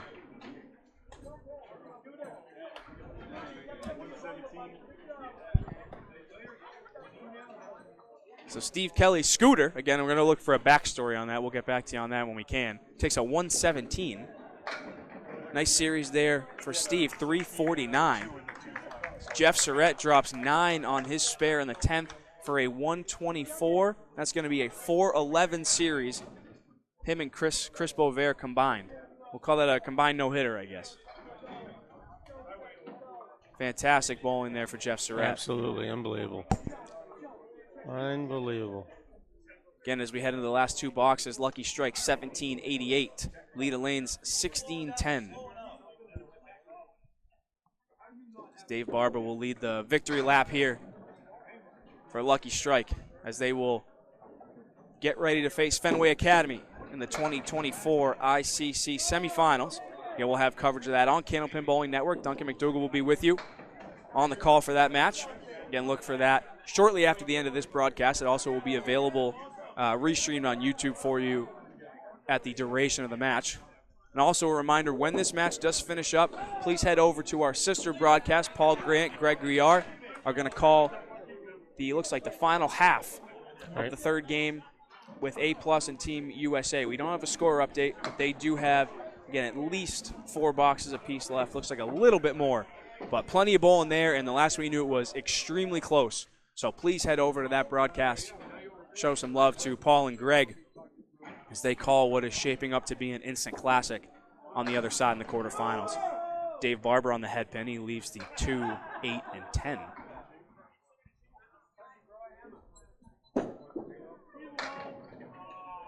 I can't even see the leave. Chuck is off. It's working. There we go. He's got Sweep. it's inverted on both sides. Chuck has the wow, what a shot from Dave Barber as Chuck's looking at the 3, 7, and 9. As his teammates go wild. They don't even watch it. Jeff Surette's got a cheeseburger. Some of the other guys are tying their shoes. They don't know what's going on. They're not worried about it. They are getting themselves ready for a semifinal match. They have 50 boxes to play over there. Lead is 9 minus a ball for A+. It's still very tight. So again, as soon as this coverage wraps up, which we're going to have a final ball here for Dave Barber, and we'll wrap up our coverage, please head over to our other live stream on YouTube. Greg Guillard, Paul Grant on the call for, again, what is shaping up to be an instant classic between Team USA and A+ Accounting, our defending champions. Chucky with a 120 and a 150. So as we wrap up our totals here, Lucky Strike is going to finish with 18-14 in a victory over Team Leda Lanes. They had a total of 16-37. Again, what was a match that was extremely close through one. Lucky Strike really took off in that second game en route to a 100-plus pin victory. So again, we want to thank everybody for tuning in. Jordan Britton, Mike Poulin, Bob Lee, Duncan MacDougall, Kevin Burns. We appreciate you guys being here along our coverage of the 2024 ICC quarterfinals. Again, please head over to our other stream to see Paul Grant and Greg Guillard, and we will see you back here shortly for a semifinal matchup between Lucky Strike and defending runner-up Fenway Academy. Jordan Britton for everybody at Candlepin Bowling Network. Thank you for joining us, and we will see you soon.